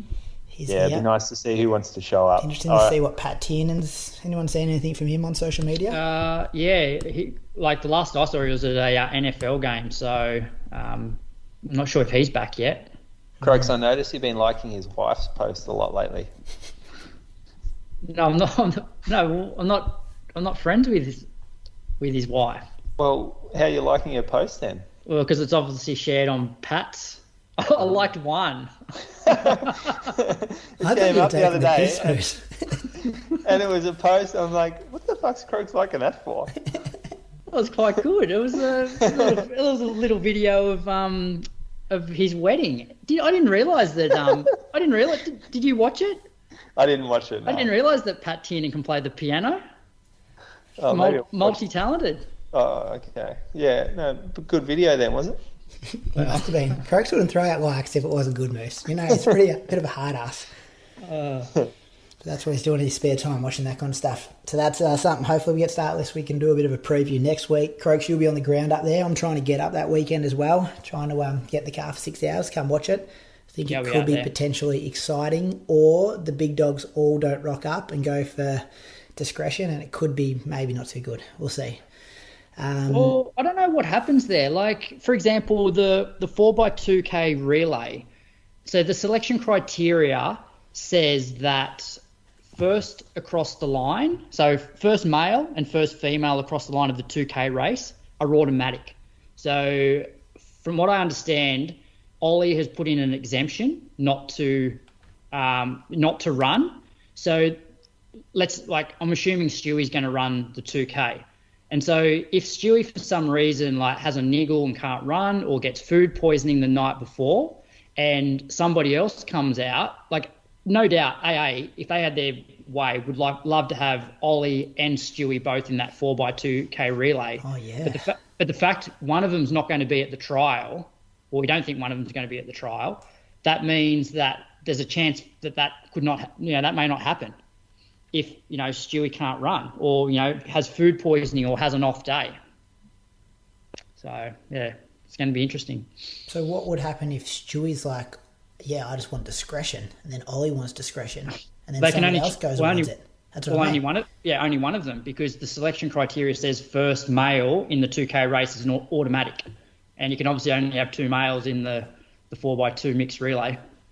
So then AA would have to choose between Stewie and Oli for the second spot, when they would love to have both of them, I'm sure. Haven't they just this year gone back on their selection policy? Didn't we talk about that mid-year? Yeah, maybe. I can't imagine who else could potentially... Matthew Ramsden, he could run a good 2K cross-country, couldn't he? Ryan Jimmy Gregson, Hansen. That's a name, Jimmy Hansen. What about Ryan Gregson? You're going to see him over there. I know there was talk of him going to the marathon. There was that Wide World of Sport article this time last year about how he's going to step up. Been very quiet, hasn't he, since he's become a dad? Well, he's done a lot of 10K road races. Burnie, did he do Burnie? Be interesting to see. Anyway, this week's interview, boys, I'm thinking I'm going to record it tomorrow. Erchana Murray-Bartlett. She's running from the top of Australia to the bottom. She's a PB of 250 for the marathon. And she's been around running, especially down here in Victoria, for a long time. So I'm not all going to talk about the tip-to-toe marathon challenge she's doing. I want to talk to her about all things running, and of course we're going to get to that. She's doing an amazing job. She's running a marathon every day, trying to do that for 150 days. I think she's like 2 weeks off pulling that off, and she's going to be rolling into Melbourne, I think around the 15th, 16th of January. So interested to talk about that, how that's been going. More so the logistics around it, how you kind of pull off a big challenge like that. She's already raised $64,000 for the charity Endangered Animals, I'm pretty sure it is. But we'll get to all that in this conversation coming up. What are you doing, Moose, between now and next week? Oh, back to work, mate. Back to work. Back to work. Croaks, doing anything special between now and next week? I'm going to spend a couple of days down the coast, actually, later in the week. Must be nice. He's got a good life, this bloke. Well, I haven't been to the coast since May last year. Whip down there to the holiday house, Moose. My parents' house. Second house. Don't have that. We don't have Viv's parents' holiday house anymore. Well, just got to go and visit my parents. Oh yeah, why not? Still at your bedroom? They sold it. Oh. Yeah, still got the same house that I grew up in. You got posters of like Sean Crichton and stuff still on the wall? Nah, because I was never ran till I was 19, 18. You'd be Al McPherson era on the wall. Pamela Anderson. Yeah. Baywatch. Oh yeah, Pam. Yeah.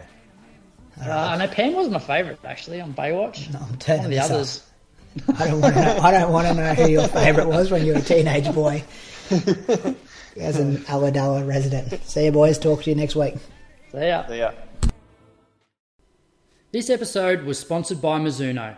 The marathon is a beautiful game. In 2023, make your next marathon easier with the Mizuno Wave Rebellion Pro. Available from mizuno.com.au and selected retailers from January 19th.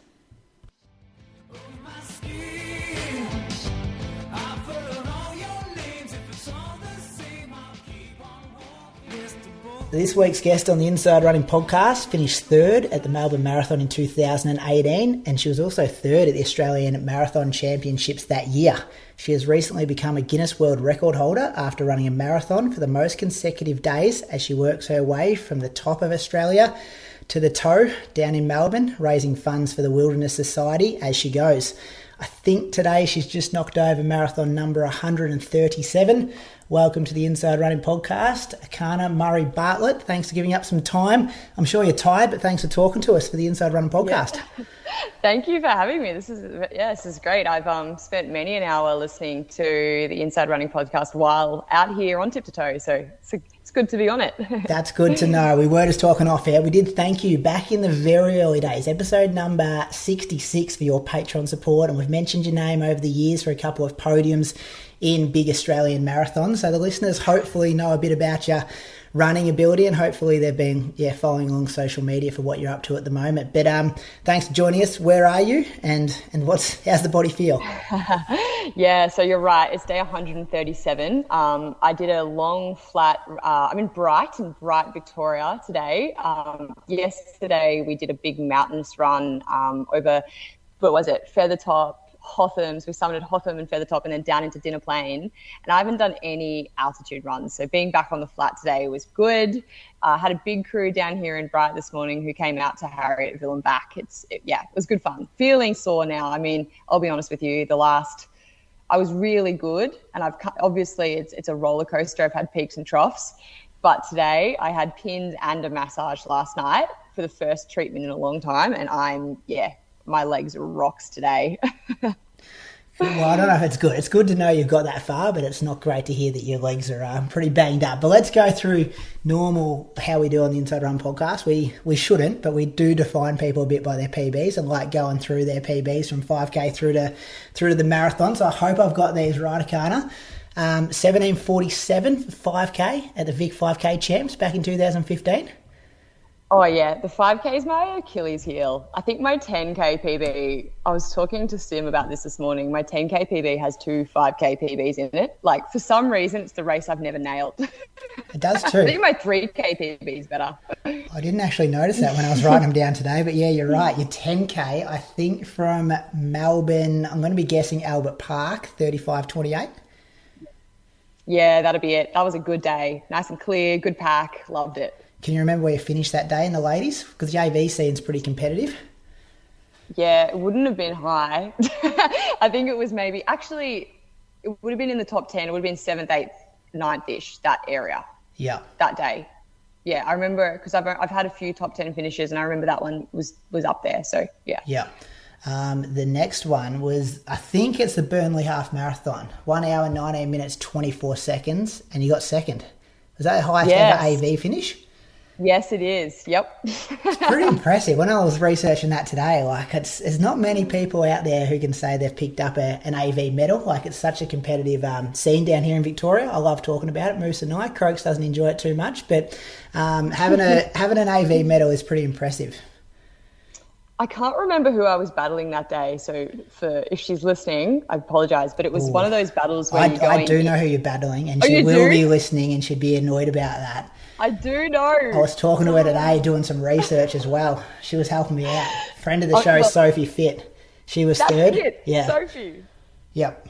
So we were fighting the whole way. Every 3Ks, the other one would jump in front, and I just remember, because you go the final 2Ks downhill, and it was the first time in my life I felt like, or even 1,500 metres, the first time in my life I felt like I had a kick. And so, sorry, Soph. Got her in the downhill. Can you remember who won? I'm trying to think. I did see a photo of it. Maybe I was just paying attention to Soph. I can't really remember exactly who it was. I can see her. She's a South Melbourne runner in my mind's eye. But no, my brain's working at about 10% its usual capacity out here. So as you can see. Sorry to whoever that was. We got second and third, but not quite first. And the marathon, 2:50:27 at the Brighton Marathon. I think that was maybe April 2019. Yeah, that was a good year. That's the same year that I tried to do an even better time in Berlin and got an injury. That marathon was unbelievable, but the last 7Ks was into a headwind. So it's one of those ones where you feel like you've nailed, and if you had the good weather, it would have been even better. But yeah, cold. I love cold races. Cold road races are my favourite. So when the weather comes together, it feels good. They've had some controversy of late too, haven't they? I'm not sure if you've been keeping up with it, but did they not pay out prizes from last year, and now London Marathon's taken it over? You probably don't have time when you run a marathon every day for the last 137 days, but I think that's the case. No, that's a really interesting point, because I ran it in 2019 and I won prize money, a couple of hundred would have been pounds, and they didn't pay it for so long that I had to send them about 7 follow-up emails. And eventually I messaged a girl who lived over there who came higher than me and said, have you been paid? And yeah, I had to go through the same thing of chasing it up, which you feel uncomfortable doing. Yeah, and it's usually not huge amounts of prize money either. Like you're sending emails for $200 or $400 or whatever it is. But yeah, it's a bit of a probably could have spent that time actually making more money than chasing prize money. But yeah, so good experience, although it was windy for that 250. Yeah, I think it was one of those days where the only kind of pain or ghost, I just wanted to stop. But once I realised, when you tell yourself, hey, why do you want to stop? It's just because you've been running for a long time. I can actually keep going. You kind of realise nothing's wrong and you're just being a bit mentally weak. And it's one of those days I overcame it. I remember being really shattered at the finish line because it was 2:50:27 and I really wanted to go under 2:50. Yeah. So I just remember feeling disappointed, but then obviously once you realise, come on, Erchana, it's a PB, you shouldn't be beating yourself up here. I let myself off the hook a bit, but no, great course. We're funny like that, runners, though. So time orientated and round numbers, and let it define us and all those kind of things. What's been one of your, because you've had a lot of success in the marathon, like the third at Melbourne in 2018, which we'll get to. You've kind of spoken about Berlin, a couple second and thirds at Canberra and Brisbane. Like, have you got a favourite race or marathon that's like on your results list? Yeah, there's 2, and you nailed them. So that Canberra marathon, the pack, I was actually pacing a friend, and I was pacing him to 2:55, and because at the time that was quite cruisy for me.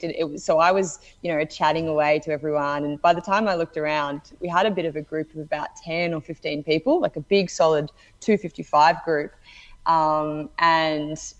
Yeah, I just remember it just was one of those ones where everyone encouraged everyone to the finish line, and I still was feeling so good at that 33 mark because I was pacing that I knew my mate was okay, so I just kicked it home. And kicking home a marathon feels unbelievable because there's been, 90% where I crawl it in.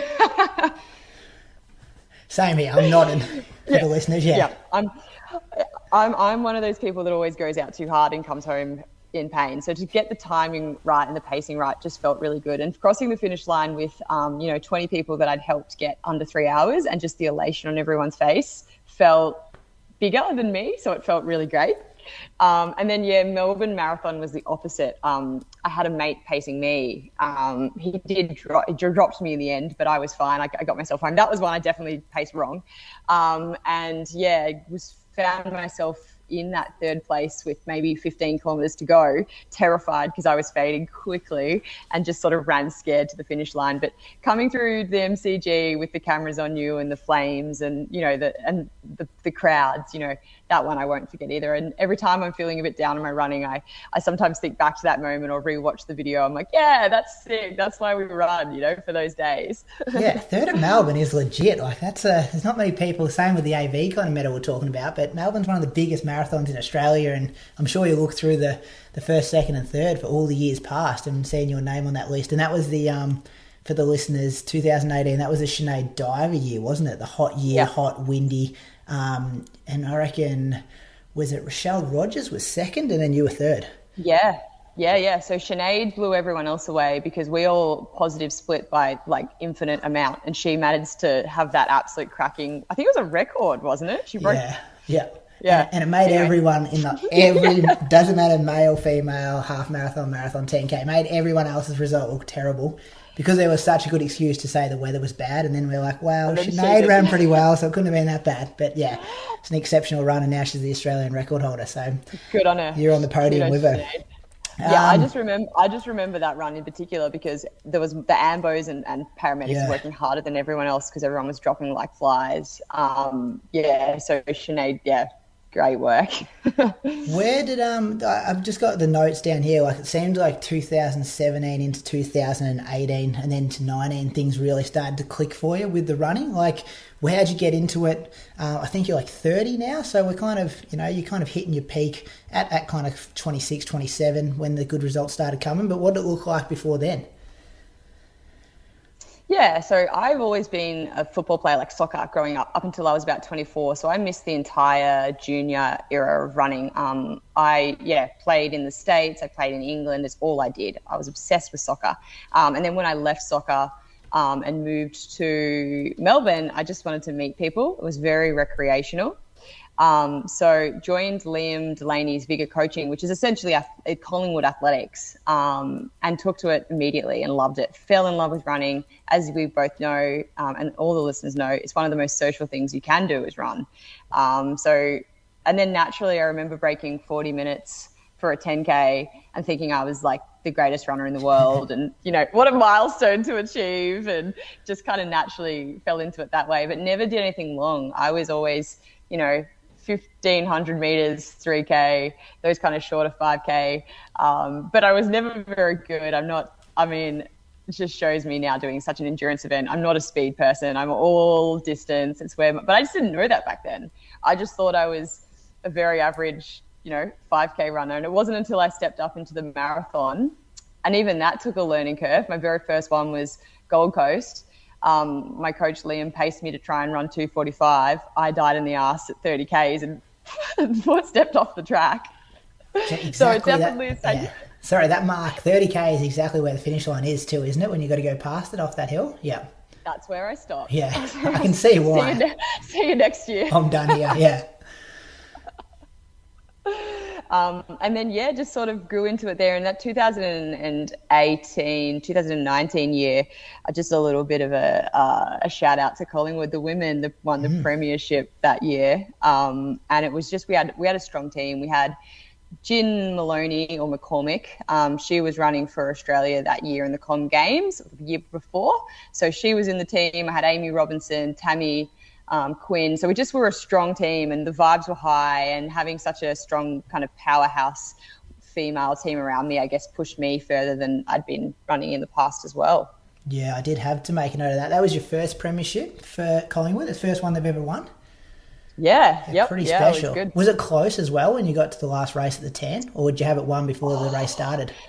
Oh, mate, this is the best race of my life. So I went out first or second. I'll never forget this race. Okay. So Glenn Huntley, I think it was Glenn Huntley. I know I can remember what we did, but they were right behind us in points. So we had to win this race to win the premiership. We had to. It was not optional. I went out first, and Jin went out behind me, and we had a pretty good lead. It was a really good run for us both. And then our third and fourth runners, slowed it down a little bit. Amy Robinson came up the rear. She was the last runner. She was just jogging out, like speaking, chatting to us. She thought she had it in the bag. This Glenn Huntley runner, like, storms past her. She doesn't know she's coming, races her, beats her up Anderson Street. And here's me, my heart sinking, thinking, oh, we've just lost the premiership because Amy's just going for a walk in the park. So I walked down to the finish line to just, give her my condolences and say thanks for not trying. Anyway, I see Amy sprinting her absolute for her life across the line, overtakes her, and then just crosses the finish line in this, wave of glory. So, yes, it was very close. Oh, what a finish, yeah. I'm sure we would have talked about it at the time. Maybe not. Maybe we weren't as into the AV scene, but I'm sure we were back in 2019. That is a good story. And Amy's got some toe. She's pretty quick over 8 and 1500, so you wouldn't want to go her in a sprint finish. Yeah, absolutely. She's got legs. That's why she went last. She just needed to turn on the engine. Yeah, right. So then there's signs when I know what you're doing now, and then you look back at some of your racing. Some of how it's condensed with the marathoning, I suppose. It doesn't surprise me that you're running from the top of Australia to the bottom, because that 2018, you went up to Sydney to do the Sydney Marathon, which doubled as the Australian Marathon champs. Come third in 2:53, and then I think it was the month after did Melbourne, and then that was when you come third. And then did you go to New Zealand to do a marathon? New Zealand ran just over 3 hours. So what was the go there? Risk an injury, yes, no, or just a bit of a taste of what's to come? Yeah, so I was never supposed to do Melbourne. I was supposed to do Sydney, and then I was supposed to do New Zealand. And to be honest, my coach and I made the decision to enter Melbourne maybe the week of, because the lineup or the field wasn't as strong as it normally is. And he's like, Erchana, you could be fit enough to podium. You could pay for your New Zealand trip if you go over and do it as a training run. So the plan was to do it as a long run, training run, Melbourne, but I got so caught up in it, as you can imagine, competing, being in Melbourne, that I went way too hard in Melbourne, which I don't regret. It was one of the best races I feel like I've had. Flew over to New Zealand, stood on the start line, and was just cooked and just ran like a terrible 3 hours, 18, I think. I can't even remember. But yeah, I sacrificed New Zealand for that Melbourne experience for sure. Not to say it's not a beautiful marathon. I just had nothing left in the legs. Yeah, and still, good thing, like good sacrifice. I think when you look back at things, and the third at Melbourne's probably worth it. Totally, absolutely. Can you remember what training was like through then? Like, I'm sure there's a lot of listeners kind of... interested in what it takes for you to be running 250, 253s, 254s pretty consistently? Yeah. So I was training right up until lockdown in this way. So Monday was usually a rest day or a gym day. The weeks were relatively similar. Tuesday would be, for me, a threshold. So I would do, say, 30 minutes or often it was like 2 laps of Princess Park fast, two laps of, it was always a threshold. Wednesday was a double day. So I would do a 20K run in the morning and say a 6 or 8K run in the afternoon.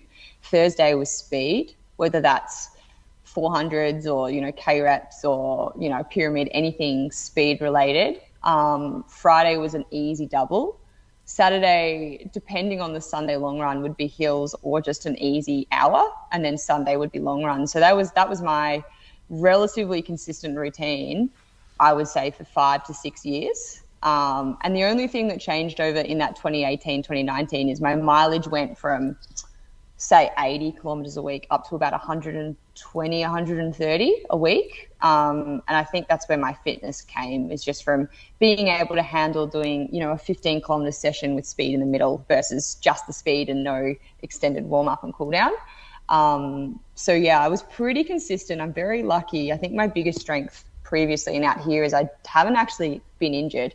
I've had one bout of bursitis back in the day, and that's it. So I'm strangely injury resilient, and I'm one of those people that I don't think I'm naturally talented at all. Everything comes from consistency and hard work and what I put in.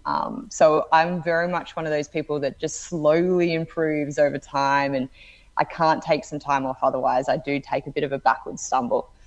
Yeah, we had this conversation last week on the show. I was trying to tell the boys I'm the same as you, and they weren't buying it. They didn't think the whole talent versus training thing existed, but I swear now it's 2-2, where we're on par hearing it from you as well. And then Absolutely. What kind of pace do you guys do your jogging at? So when you say that long run on the Sunday and then like the 90 minutes on the Wednesday, like are you guys a quick jogging group or chill out, just listen to the body, like you're rolling like low 4s or 4:30s or 5s? Yeah. It's 4:30s at least, like around 4:30s, between 4 and 4:30s. They're relatively quick. Like I would be cooked on a Monday after a Sunday. In fact, one of the biggest issues for me in the first month out here was because I've always, like most runners, linked my performance to my K-sleds. When I was slowing down out here, I was immediately connecting it to failure. Like the slower I go, the worse I felt. Therefore, I would be in this bad headspace. But out here, it's a completely different ball game. But yeah, back then we would try and move, because we'd always be going on Yarra Flats and Albert Park and just hitting places where it was a bit easier to go flatter and faster, I think. Yeah. And the influence of like Gin Maloney on that group through that time, like I just remember anywhere she was, you were kind of there. You were like a right-hand lady, like a lot of training sessions together when she like built up for the 2018 Com Games on the Gold Coast. Yeah, Gin was a massive influence on me. I mean, she's definitely one of those, I think she's very naturally talented. Her progress was phenomenal, but also she's so focused. I've never met a more focused runner. And yeah, we had the same coach. We had the same goals back then. I used to get a bit annoyed because we'd always get entered into the same races. So I got no glory because she'd always win. No, I'm just kidding. I love her. She's the reason I was such a good runner, because I was just tagging onto her. And did you get up and watch at the Gold Coast? Like, did you on the side of the road that day? Yep. Absolutely. Yep. Yeah, absolutely. We were all up there, not just for the marathon, but for all of it. It was awesome. Yep. So then 2019 goes. I think did you have an issue at Berlin at the end of 2019? Yeah, injured? Yeah, so I was going for, I was so fit when I went over there. I just had the best AV season. Similar to you, I was trying to even go in like the 2:30s. I felt great. I'd done like a 2 well under my PB in a training run, which, just shows that I was there. And I was pacing. It was the year of the failed marathon, because it was myself. Gin never started. My coach Liam had a calf injury. Liam Adams pulled out. We all were just sitting at the pub afterwards as DNFs, just drinking our sorrows away. But I got this psoas at 37 kilometers. I got this acute psoas pain, and it stopped me in my tracks. I couldn't even like breathe or step. And I wasn't there to finish it. I was there to go fast. And I could have walked it, but I just thought, I've gone from doing sub 3 something pace to 6.5 minute skip. I'll just stop. So yeah, I burst into tears. It was so sad. Yeah, and I'm just thinking where the 37k mark of Berlin is. Like, were you anywhere near your accommodation? Or like, what do you do in that situation? Like, because your world would come, it would just be so instant, wouldn't it? Like 1 minute you're running, the next minute you're like, watch is paused. I bet you still paused your watch. And I did. You're on the footpath with the public. I saw Gin and her husband Trent, and I was not moving well at this point, and I just saw her, and she just burst into tears, and I burst into tears, and I just pulled off the side with her. So I had people around me. Good. And I can't remember. We were ages from the finish line, and all my family were at the finish line waiting. I never came through, and yeah, it's just one of those ones where it was raining, and you'd rather just forget it and move on. Marathon's a monster. Everyone's got some stories about it. It's hard to get it. So then that was, back end of 2019. Went down to Hobart 2020. Came third in a 2:53. So another one. You've been very consistent around that, say, 2:50 to 2:55. There's a few that have landed in there. The pandemic hits after that. And then is that when things start getting planned for the adventure Guinness World Record, the stuff you're doing now? Is that what happened? Yeah, so that Hobart Marathon was a long run in preparation for Tokyo. I'd had an entry to Tokyo 2020, and so I flew over there and ready to go. That Hobart was a good little pre-run, the race got cancelled, so that was frustrating.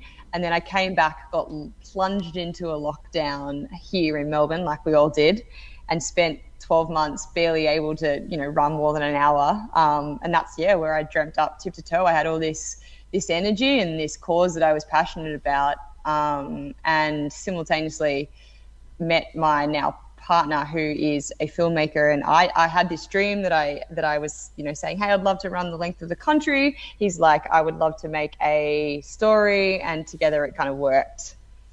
And was it like, when did it become, like, having these conversations is good and you say like it just worked and you put your hands together, like everything just comes together smoothly, but how long until it actually was like realistic, if you know what I mean? Like, it sounds like you're just sitting around having a few beers and this is a cool idea, but then how long is it until you're like, okay, we can actually pull this off and do it?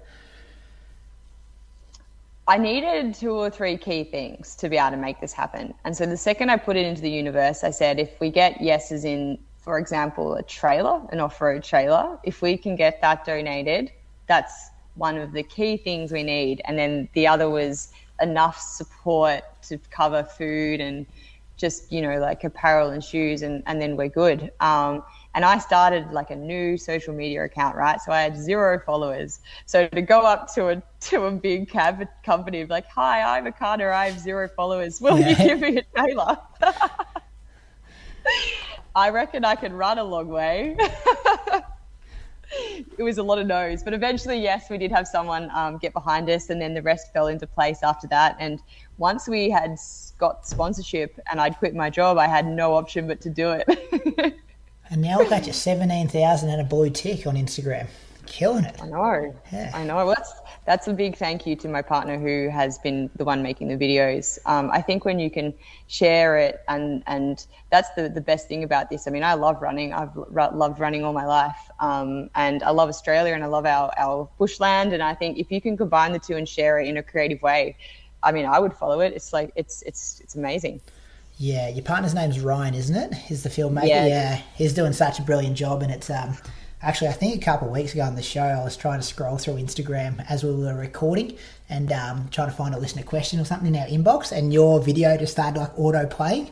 I reckon if you went back 2 or 3 episodes, you'd be able to hear a bit in the background there. So it's been super entertaining just to, it was just so clean, and it's like, I guess that's kind of the next. It's not what I was planning to get to next, but we'll go there. Like, how much of it is the running stuff, but then how can you sell it and promote it and film it? Like, that just seems like it's, and we're seeing so many more people doing this at the moment. So it's not, or doing good causes like this, and a lot of them, going, and you're good at actually showcasing, mentioning. I've heard a few interviews with you where you kind of mention 4 or 5 other people that are doing stuff that haven't got the attention that some people have. But how much do you put it down to? Like, how much work has to go into that side of things to make it successful? I think everything. I think it takes so much. And going back to that, there are a few people going out and doing these, charity runs, as Moose calls them. And I think it takes a lot, but it has to be done if you want your cause to get heard. I'm running because I love running and I wanted to physically challenge myself, but I also wanted to use it as a voice to raise money for a cause I'm passionate about. And if you can share your story further, you're going to get a bigger impact on that front. So I think it's, to be honest, almost just as important as the personal aspect of running. So I'm very lucky, I guess, having that part of it. And I also think of, say, we all know Ned Brockman, what Kane did. It puts running so far up there as a sport. Like, it's putting a big spotlight on people who are running for cool reasons. And then people get, I've had so many people come up to me and say, hey, I've been following and I'm inspired to, do the next parkrun or train up for a half marathon. And that's my favorite part of this, is it gives, because running, we're not the biggest sport out there compared to, everything else. So just putting a spotlight on running means just as much to me as anything else, to be honest with you. Yeah, it's the spotlight. It's running as the vehicle, isn't it? Like it's because I was thinking about this when I was doing some research for this one. Like, we're putting a spotlight. We can use a net example. Like, put the spotlight on running. Everyone in Australia knows who he is. You know, become a celebrity kind of thing. But has that increased the spotlight for a Oli Hoare or a Sinead Diver or Brett Robinson? Like, would he know who those people are? Like, involved in the same activity, but has it maybe taken away from the spotlight from them to him? That's a good question. Yeah, that's a really good question. There's probably no answer to it as well, but like that's why I wanted to talk to you, because you're involved in running and you know all these guys and you've gone thrown elbows with them on start lines and stuff like that. Yeah, it's a really good point, and I do know that like that's very much an anomaly, because what the immediate that he got far exceeds what Sinead got for breaking the record and what Brett got, and that's definitely disappointing. I think the world should know that both of those records were broken. So there's definitely aspects of it that I agree with. But, yeah, that's a tricky one, isn't it? Yeah. No, and I don't think that you don't need to answer it. And I was kind of just pondering it. I'm like, I wonder where, like we all, and it's where sometimes, I guess our sport, and I'm talking our sport as in, you know, distance running, athletics, track and field, it gets pulled in a lot of different directions. And it's where it's just like, you kind of, and they're all amazing causes when people are doing charity stuff, and what you've done's, amazing. And it's just like, I wonder how it all links. Like, we often talk about how do we get the park runners knowing who the Australian 5K record holders are, like, and we're talking about Izzi breaking the record on the weekend just on this show. Like, you know, that's good that people are knowing and talking about Izzi doing parkrun to kind of make that connection next time they see her at the Com Games or the Olympics or whatever it is. But yeah, it's often it's an interesting component of our sport that I don't think happens with other sports, where they where the sport is the vehicle for other things that don't then impact the sport. Yeah, that's exactly right. So yes, it's amazing if I encourage people to go and run, you know, a half marathon, but does that mean they then go and understand that, you know, there's all these elites that, you know, need this spotlight and funding to be the best at their sport? So but it gets them into the sport, so it gives them opportunities, I suppose. Yeah. And we don't have to solve it. I just wanted to bring it up in a way. I've been pondering the same thing for a very long time.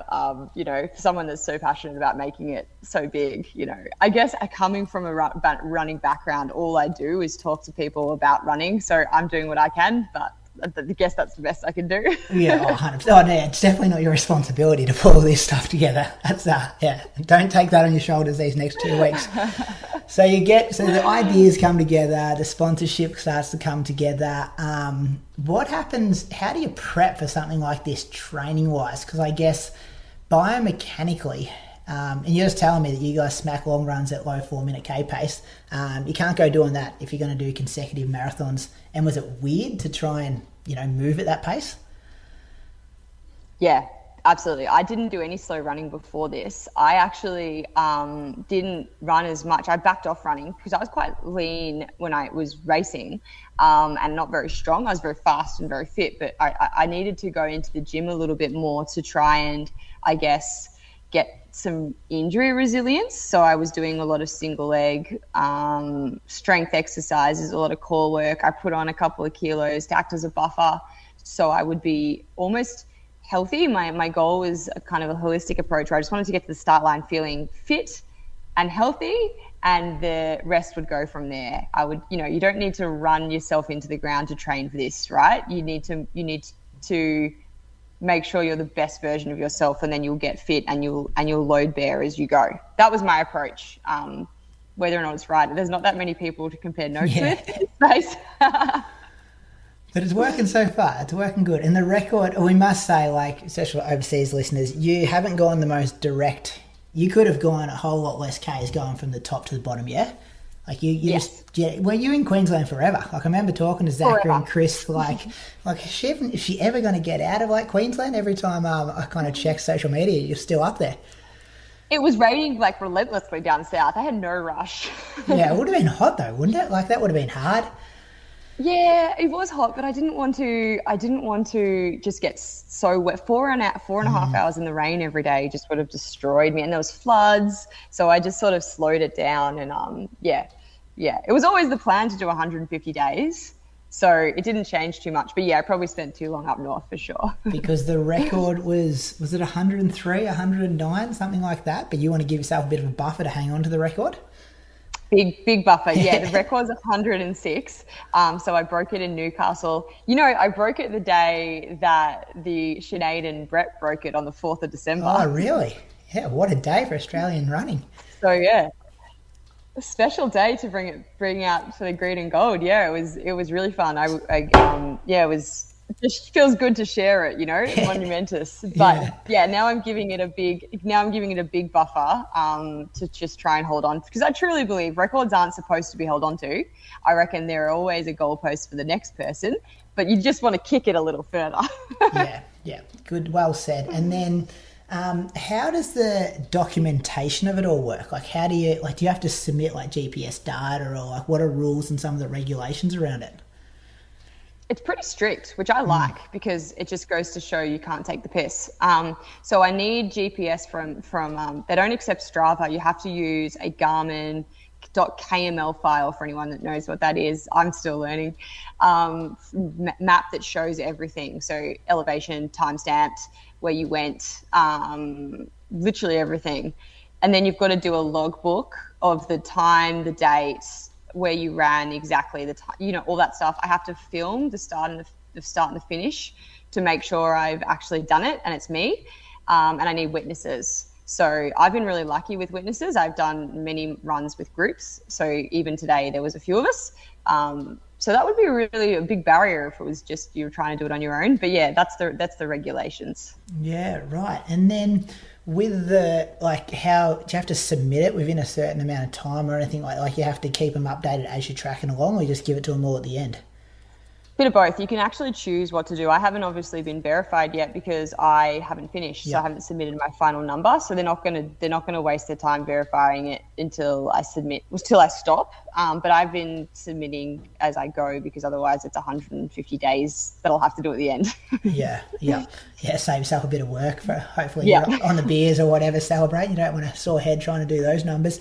What's been your average time? Do you know? Have you worked out the average finish time?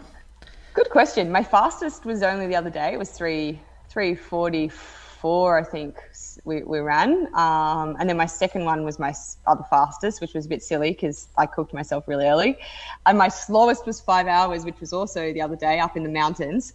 That's because the technicality of being we did 2 mountain summits. So I would say the average is about 4 hours and say 15, 20, 4 hours 20. And that it's a funny one, because I used to stop at my Garmin to eat and drink, but in time I was just needed to be always moving mentally. That my running pace is between 5:15 and 5:30, but I'll stop and take on a lot of food and a lot of nutrition as I go. So always at least 3 or 4 Ks will be just walking, which slows the overall average.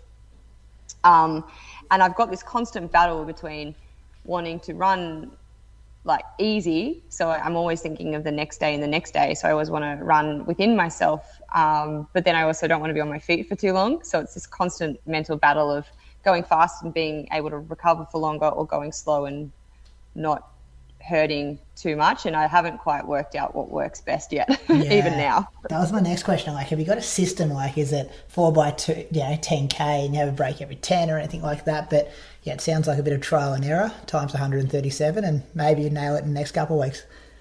Yeah, I've trial and error every day. I've learned a few things. My first lesson I learned was don't go more than 26 kilometers without nutrition, no matter what. 26 is your absolute limit for nutrition.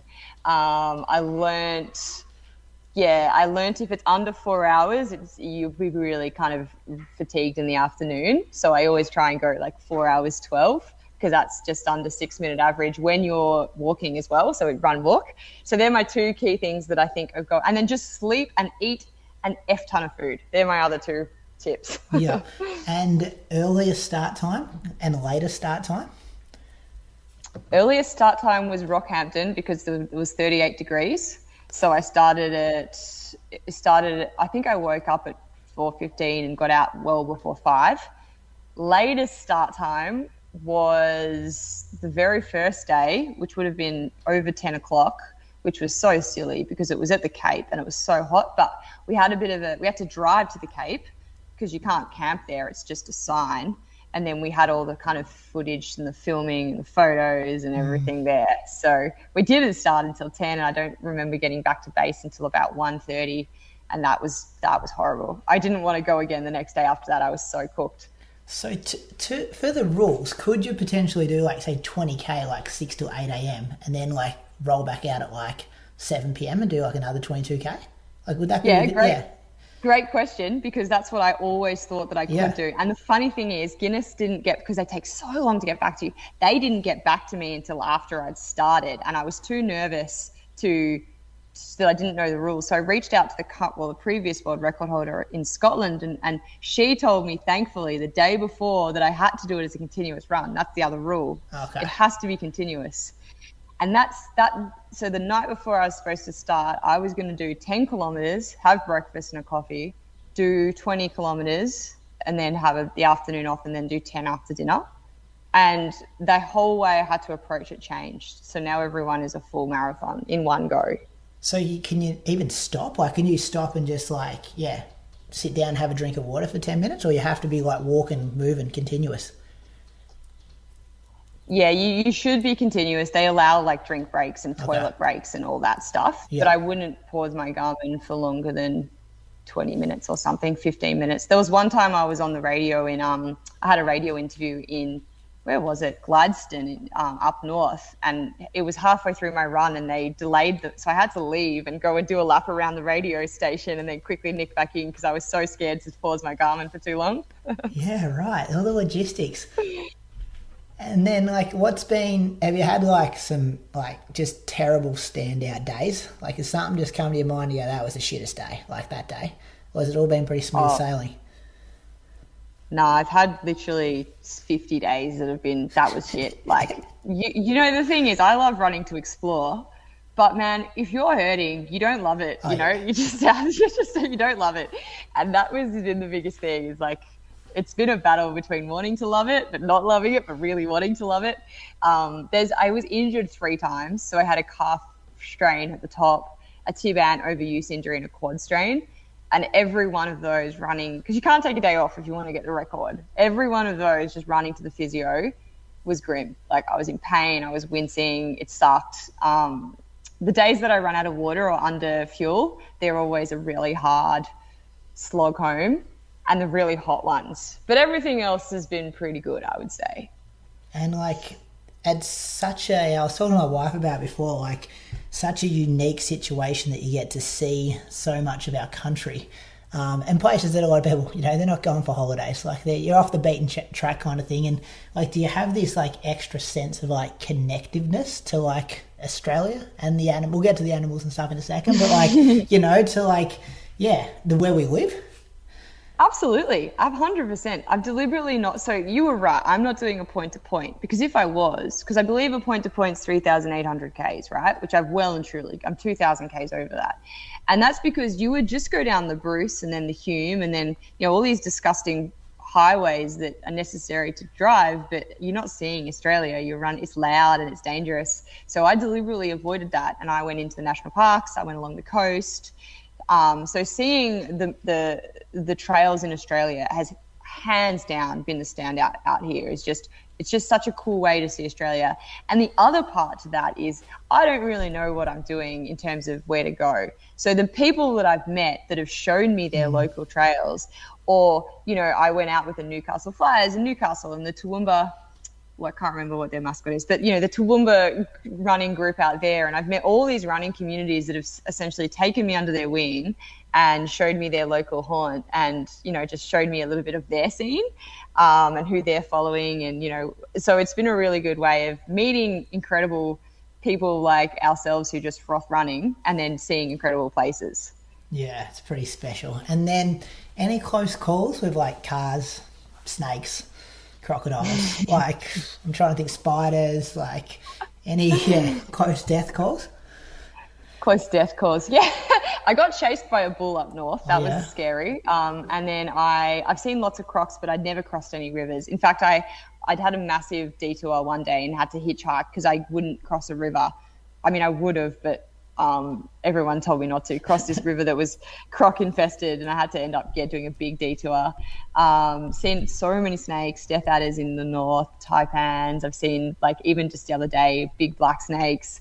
But that's just not now. I've run with those all my life. You know, if you're a runner and you're out in summer, you're going to see snakes, and I think it's just part and parcel with running. I had a solid 2-month window where I probably got swooped 1,000 times by magpies. Really? That many? Or was that an exaggeration? It's probably an exaggeration. But like every run, I would just get these magpies just coming down at me. It was horrible. Just I was out there running for wildlife, with my hat above my head, swearing black and blue at these birds. But you know, you love them. They're fighters, but man, not good.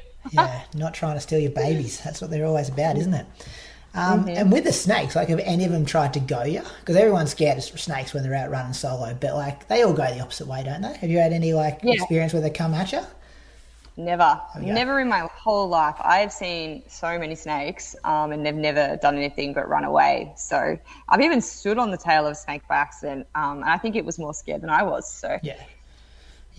Have you ever had anything go you? No, and I'm still shit scared of snakes. Like, I just know, and that's why I wanted you to back me up there and be like, hey, when you come across them, they go the opposite way. So, you've been a good case study for that with all your experiences with them.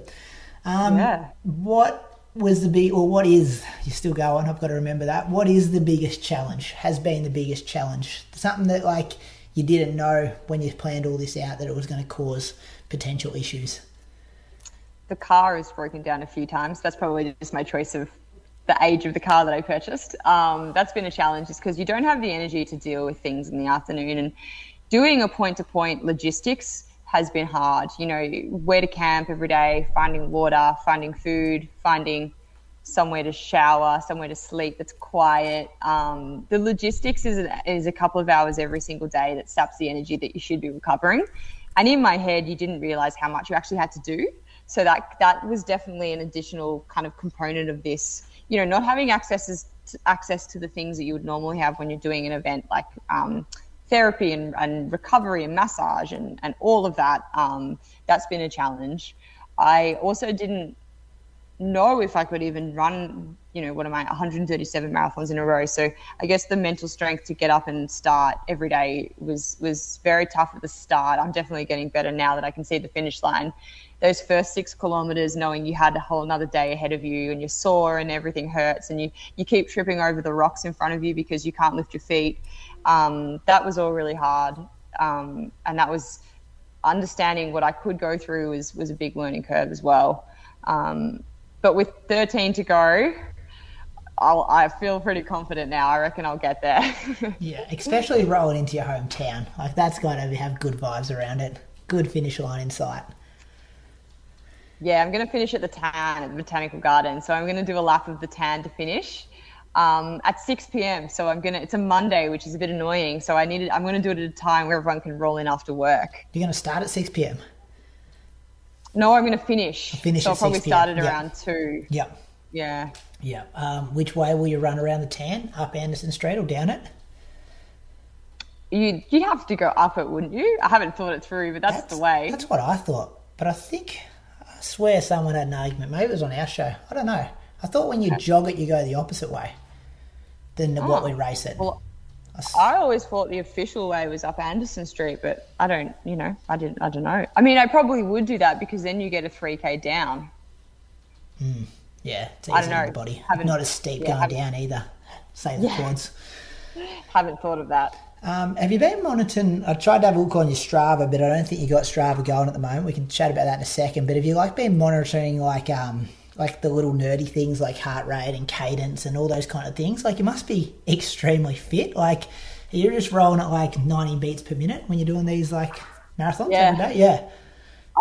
I think I averaged today. Yeah, I've got Garmin at the moment. I think I averaged 115 beats per minute for the marathon, which is pretty low.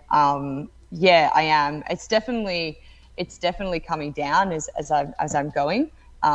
You know, though, when your watch tells me what you like your recovery is, mine's at a point now. It's like, please take 7 days off. Like, please don't run today. Every day I have to disable it. Have you got the race predictor on there? That would be interesting because you haven't done any intensity, but you got the huge base. Yeah, no, but it slows you down. It thinks you're no good because you're only doing like these slow, repetitive. I never get any anaerobic points. It's just like maximum aerobic, no anaerobic. You're like every single time, deload, deload, deload. So it's not doing me any favors. Yeah. It's very funny, but yeah, no, I definitely look at the metrics. I love it. I look at elevation. I'm very big on. I've had a run, no joke, the entire elevation. This would have been up north for the full 42.2 was 60 meters. That's literally just my legs lifting off the ground. Oh yeah, this is Moama, Echuca kind of stuff. This is I can relate to that. That's good for you. Yeah.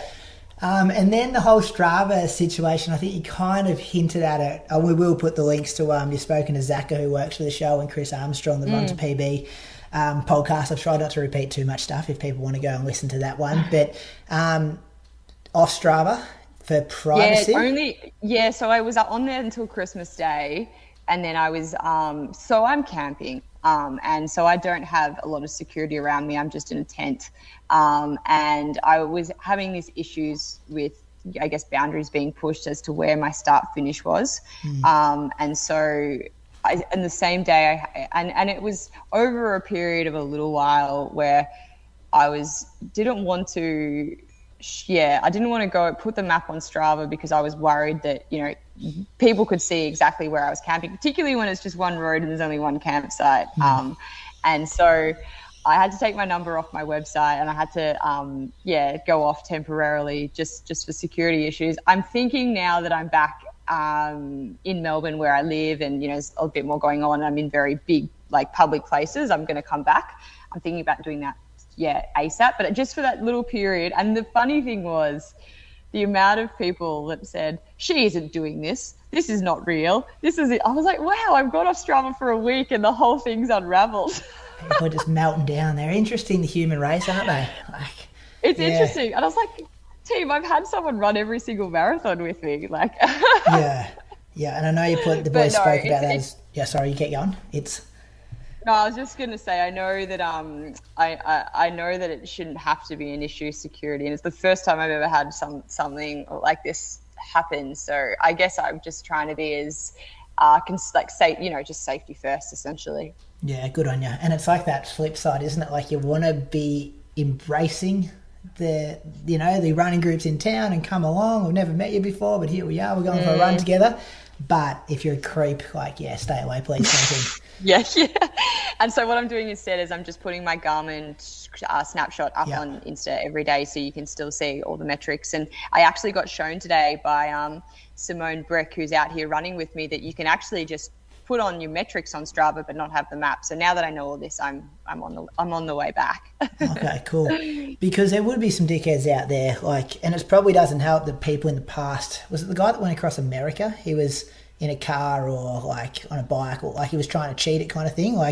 You've got to. The people jump to that conclusion straight away when they stop seeing data. That's what I was like.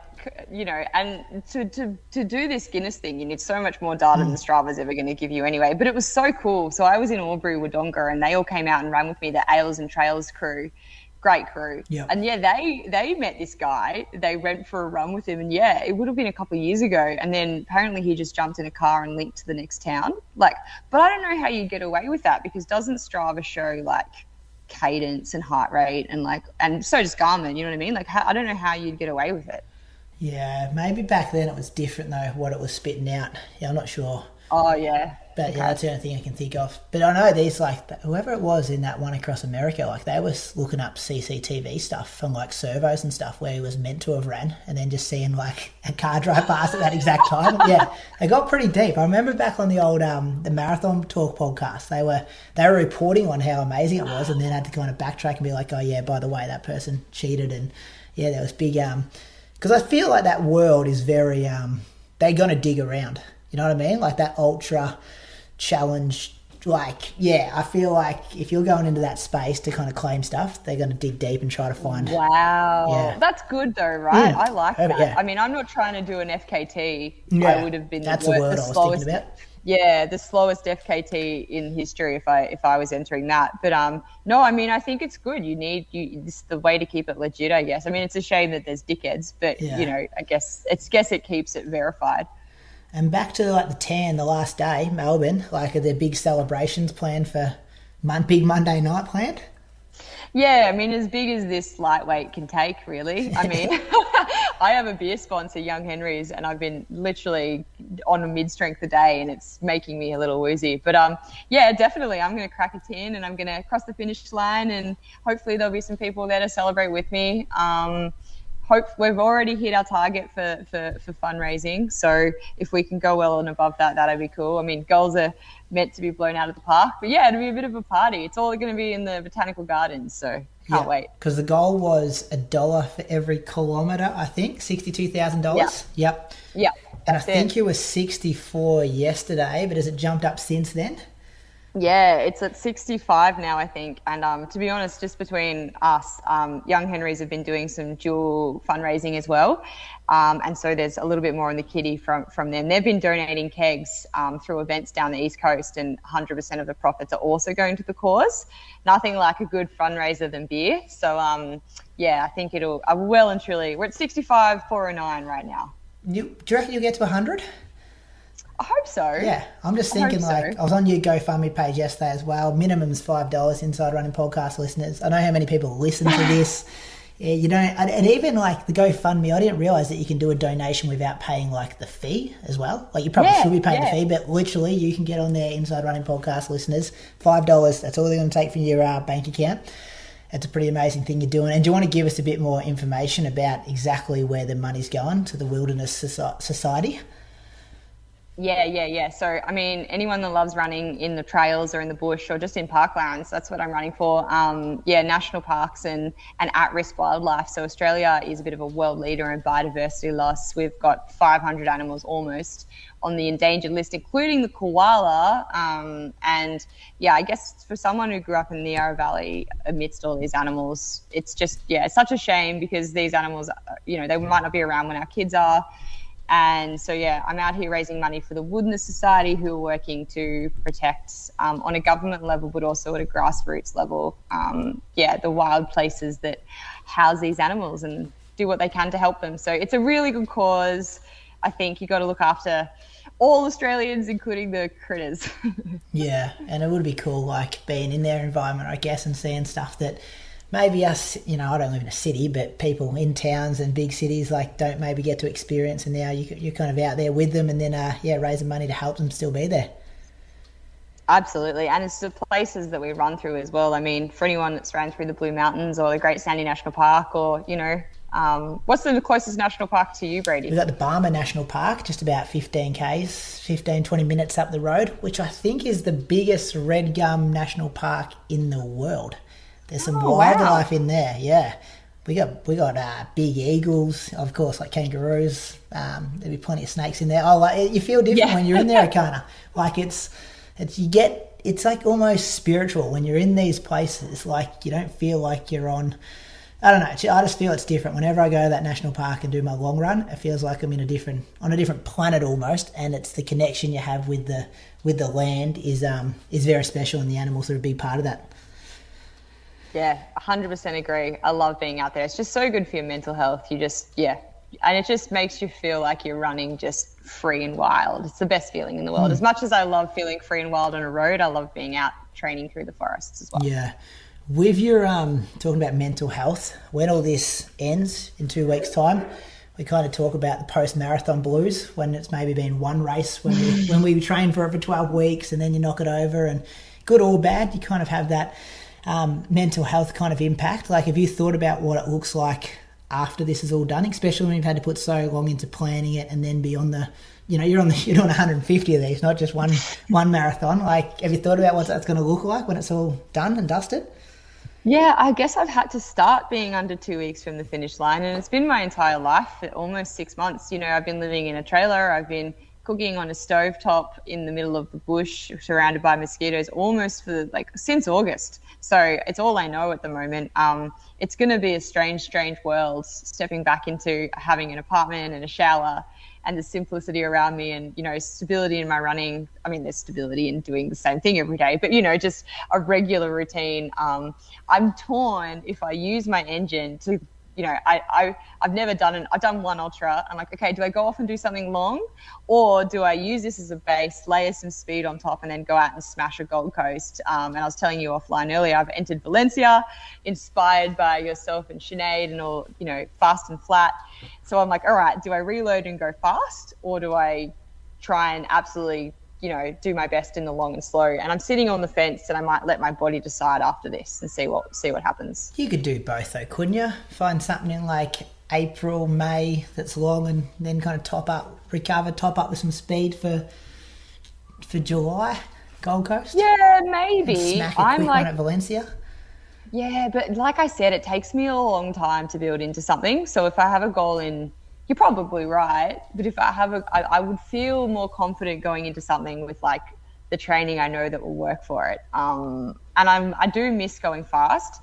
We were kind of going at like high 4-minute K pace today, which has been fast for me just because we were on the flat and I had my coach here, and it felt good to be moving at a fast clip. And so I do crave speed. I do crave a 10K where you just feel that metallic taste in the back of it. Like I haven't had that in so long. So I think it is, we'll see. I don't know how long it's going to take you to build fitness though. Like you've been running, it's 295K weeks. I think the tank is there. Like I don't think we can use that. I don't have enough talent excuse, and it takes you ages to get fit. Like it's going to be an interesting. Do you think it's different though? Like, do you think the speed is a different? Like, it's a whole different system. It's your anaerobic system. I just don't know if mine exists right now. There's that famous Craig Mottram quote, which I'm going to get wrong, but it was something like, it takes years to build strength and 2 weeks to get speed. Like you'll work the good system. You know what I mean? You can get quick. Yeah, you're not going to feel great doing 200-metre sprints in a couple of weeks' time, but do that for a couple of weeks and the body's going to be ticking over, right? I reckon it's going to be an interesting... this is good. I think, just blame Craig Mottram if it doesn't work. I think he said something like that. But it's going to be an interesting case study. Like when we see potentially Gels Park in April, AV season, the listeners be able to keep track of that. And, hopefully. Because are you worried at all about any long-term injuries? No, maybe that's naive of me, but I'm okay. I had all the injuries the early days, and now I'm just I'm going to respect the recovery 1,000,000%. I mean, my hormonal system, adrenal system, my ligaments, everything's going to need a rest. But similar to yourself, I'd been doing, not this, obviously, not 300, but like over 100 kilometers for a very long time. I think I was at the right time to do this, and I've definitely been, I guess, respecting how I approach every marathon. So, no, I think I should be okay, but I could eat my words also. I don't know. Yeah, interesting. As I said, it'd be fascinating to keep track of what happens in the next couple of years off the back of this. And do you feel any pressure to go bigger and better? Like, is there, when you do something like this, do you sit down and go, how do I keep the audience? How do I stay relevant? What's the next, I don't want to use the word crazy because I think that gets thrown around, willy-nilly, but an extreme kind of challenge to match it? Or you're just like, this is done, I'm going back to running fast marathons and ultras and stuff? That's a really good question. And yes, I definitely have that thought process all the time. I don't, you want to keep the momentum. You've done something big, you do. And then I don't want to run another country this long because this has taken 6 months and absolutely taken everything I've got. I do feel that. I don't know yet what to do. I'm kind of so in this at the moment that I haven't thought of the next thing. But I can say I have met some absolutely incredible people out here while I've done this, who all have cool ideas. And so who knows, I might get hooked and do something similar, or I might go off completely different.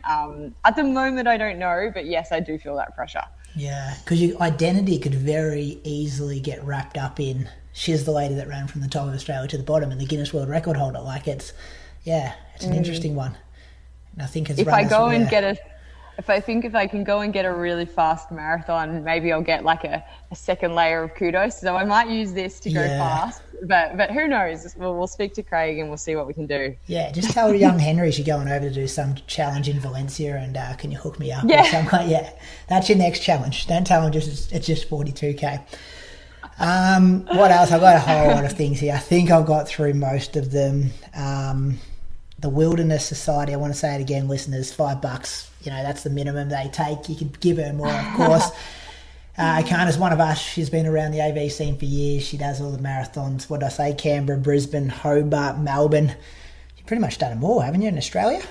There's a lot of them there. I haven't done anything in Perth. I'd love to go to Perth. No one has, I don't think, unless you live in Perth. But, yeah, one of us, good runner, doing a good challenge. So if you can donate it all to a good cause, we'll put the links in the show notes. Erchana, thank you so much for giving up an hour for the Inside Running podcast. Thanks for listening to us. Thanks for the support. Good luck in the next couple of weeks. Can randoms just rock up at the 10? Like if we got listeners Absolutely. in Melbourne, can they be there? Yeah. Yeah. So all of my runs now are public. Anyone's more than welcome to join. So yeah, come along or message me and I'll tell you where I am. And then that final marathon will be a free for all. So come for a run. And it doesn't have to be 42. You can come for 2Ks or 5Ks or 10Ks or whatever. So yeah, love the company. Any other sponsors you want to plug? Give a big shout out for. Who else has helped you? Yeah, so Tarkine, the shoes. Yep. So they're a new little startups. They also, Sam Burke from Running Tribe has, and yeah, a few kids over there doing good things with recycled shoes. I've been wearing them since I started and they're pretty exceptional. So yeah, check them out. They're putting all their profits, a percentage of their profits back into the environment as well. So yeah, good company. How many pairs are you going through? I know it's probably a boring question that you get on commercial radio all the time, but I'm interested. Yeah, I've gone through a fair few. I alternate every day. So I'll wear a pair on Monday, different pair on Tuesday, different pair on Wednesday, then go back. So I'm using 3 at a time. They just gave me a prototype trail shoe, which I think I'm allowed to say. And I'll take that for a spin tomorrow. It's a size bigger. I'm a 9.5 now. When I started, I was a 9, just from that foot swelling. Yeah. But I would say, yeah, eight pairs are done. And I'm on 3 more that will probably get me to the finish line. And when you say like a Monday, Tuesday, Wednesday pair kind of thing, is it the same model? Yeah. Is it? Because I know I know me as a runner, I enjoy mixing up the models to be like, okay, I was in the super spongy one yesterday, let's go with something a bit firmer. Like, are you looking forward to getting home and just getting into something different just to mix it up a bit? Yeah. I mean, it's definitely it's a road shoe where I'm the same. Back home, I had a speed shoe, a flat, a road shoe, a spongy shoe. It has been a lot of the same. It's been fine for what I'm doing. Now that I have a trail shoe and I'm on the trails, it's working well. But yeah, I think when I get back, we'll see. We'll see what event I pick, and maybe by then they'll have a racer out too. Like they're only a couple of years old, so I'm kind of going with them. Yeah, we'll see. Sam has been on the show as well, talking about the origins of the business. So he was good with that. Our friends over at Runners Tribe. Any other sponsors you want to give a plug to before we go? Oh, they're the big ones. I mean, Talk About Campers have been absolute legends. I've got the SunSense. They've jumped on board, and yeah, Young Henrys have given a good rap too. So yeah, they're the key ones. My coach is doing a lot bigger coaching as well. If you're in Collingwood and need somewhere to run, they're a good crew, great people. And if anyone's listening corporate-wise, is there still opportunities to get on board these last couple of weeks? Oh, I mean, potentially. It's the tail end now. But I mean, anything that can go towards cause, I'm not going to say no to. I think I can definitely get home on my own. But yeah, anything towards, I guess, the run and the cause, absolutely. Let's blow that up as much as we can because it's all going to for a good thing. Yeah, well said. Thank you, Erchana, for your time.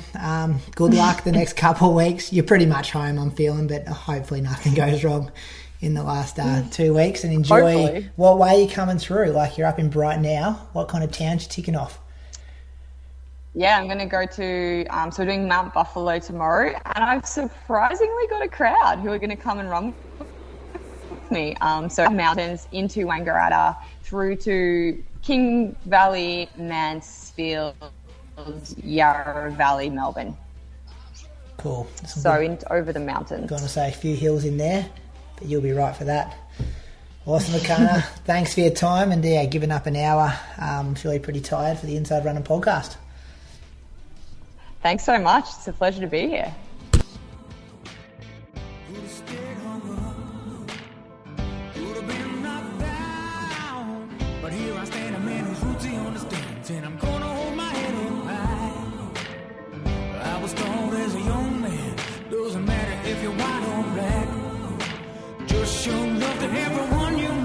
Doesn't matter if it don't come back.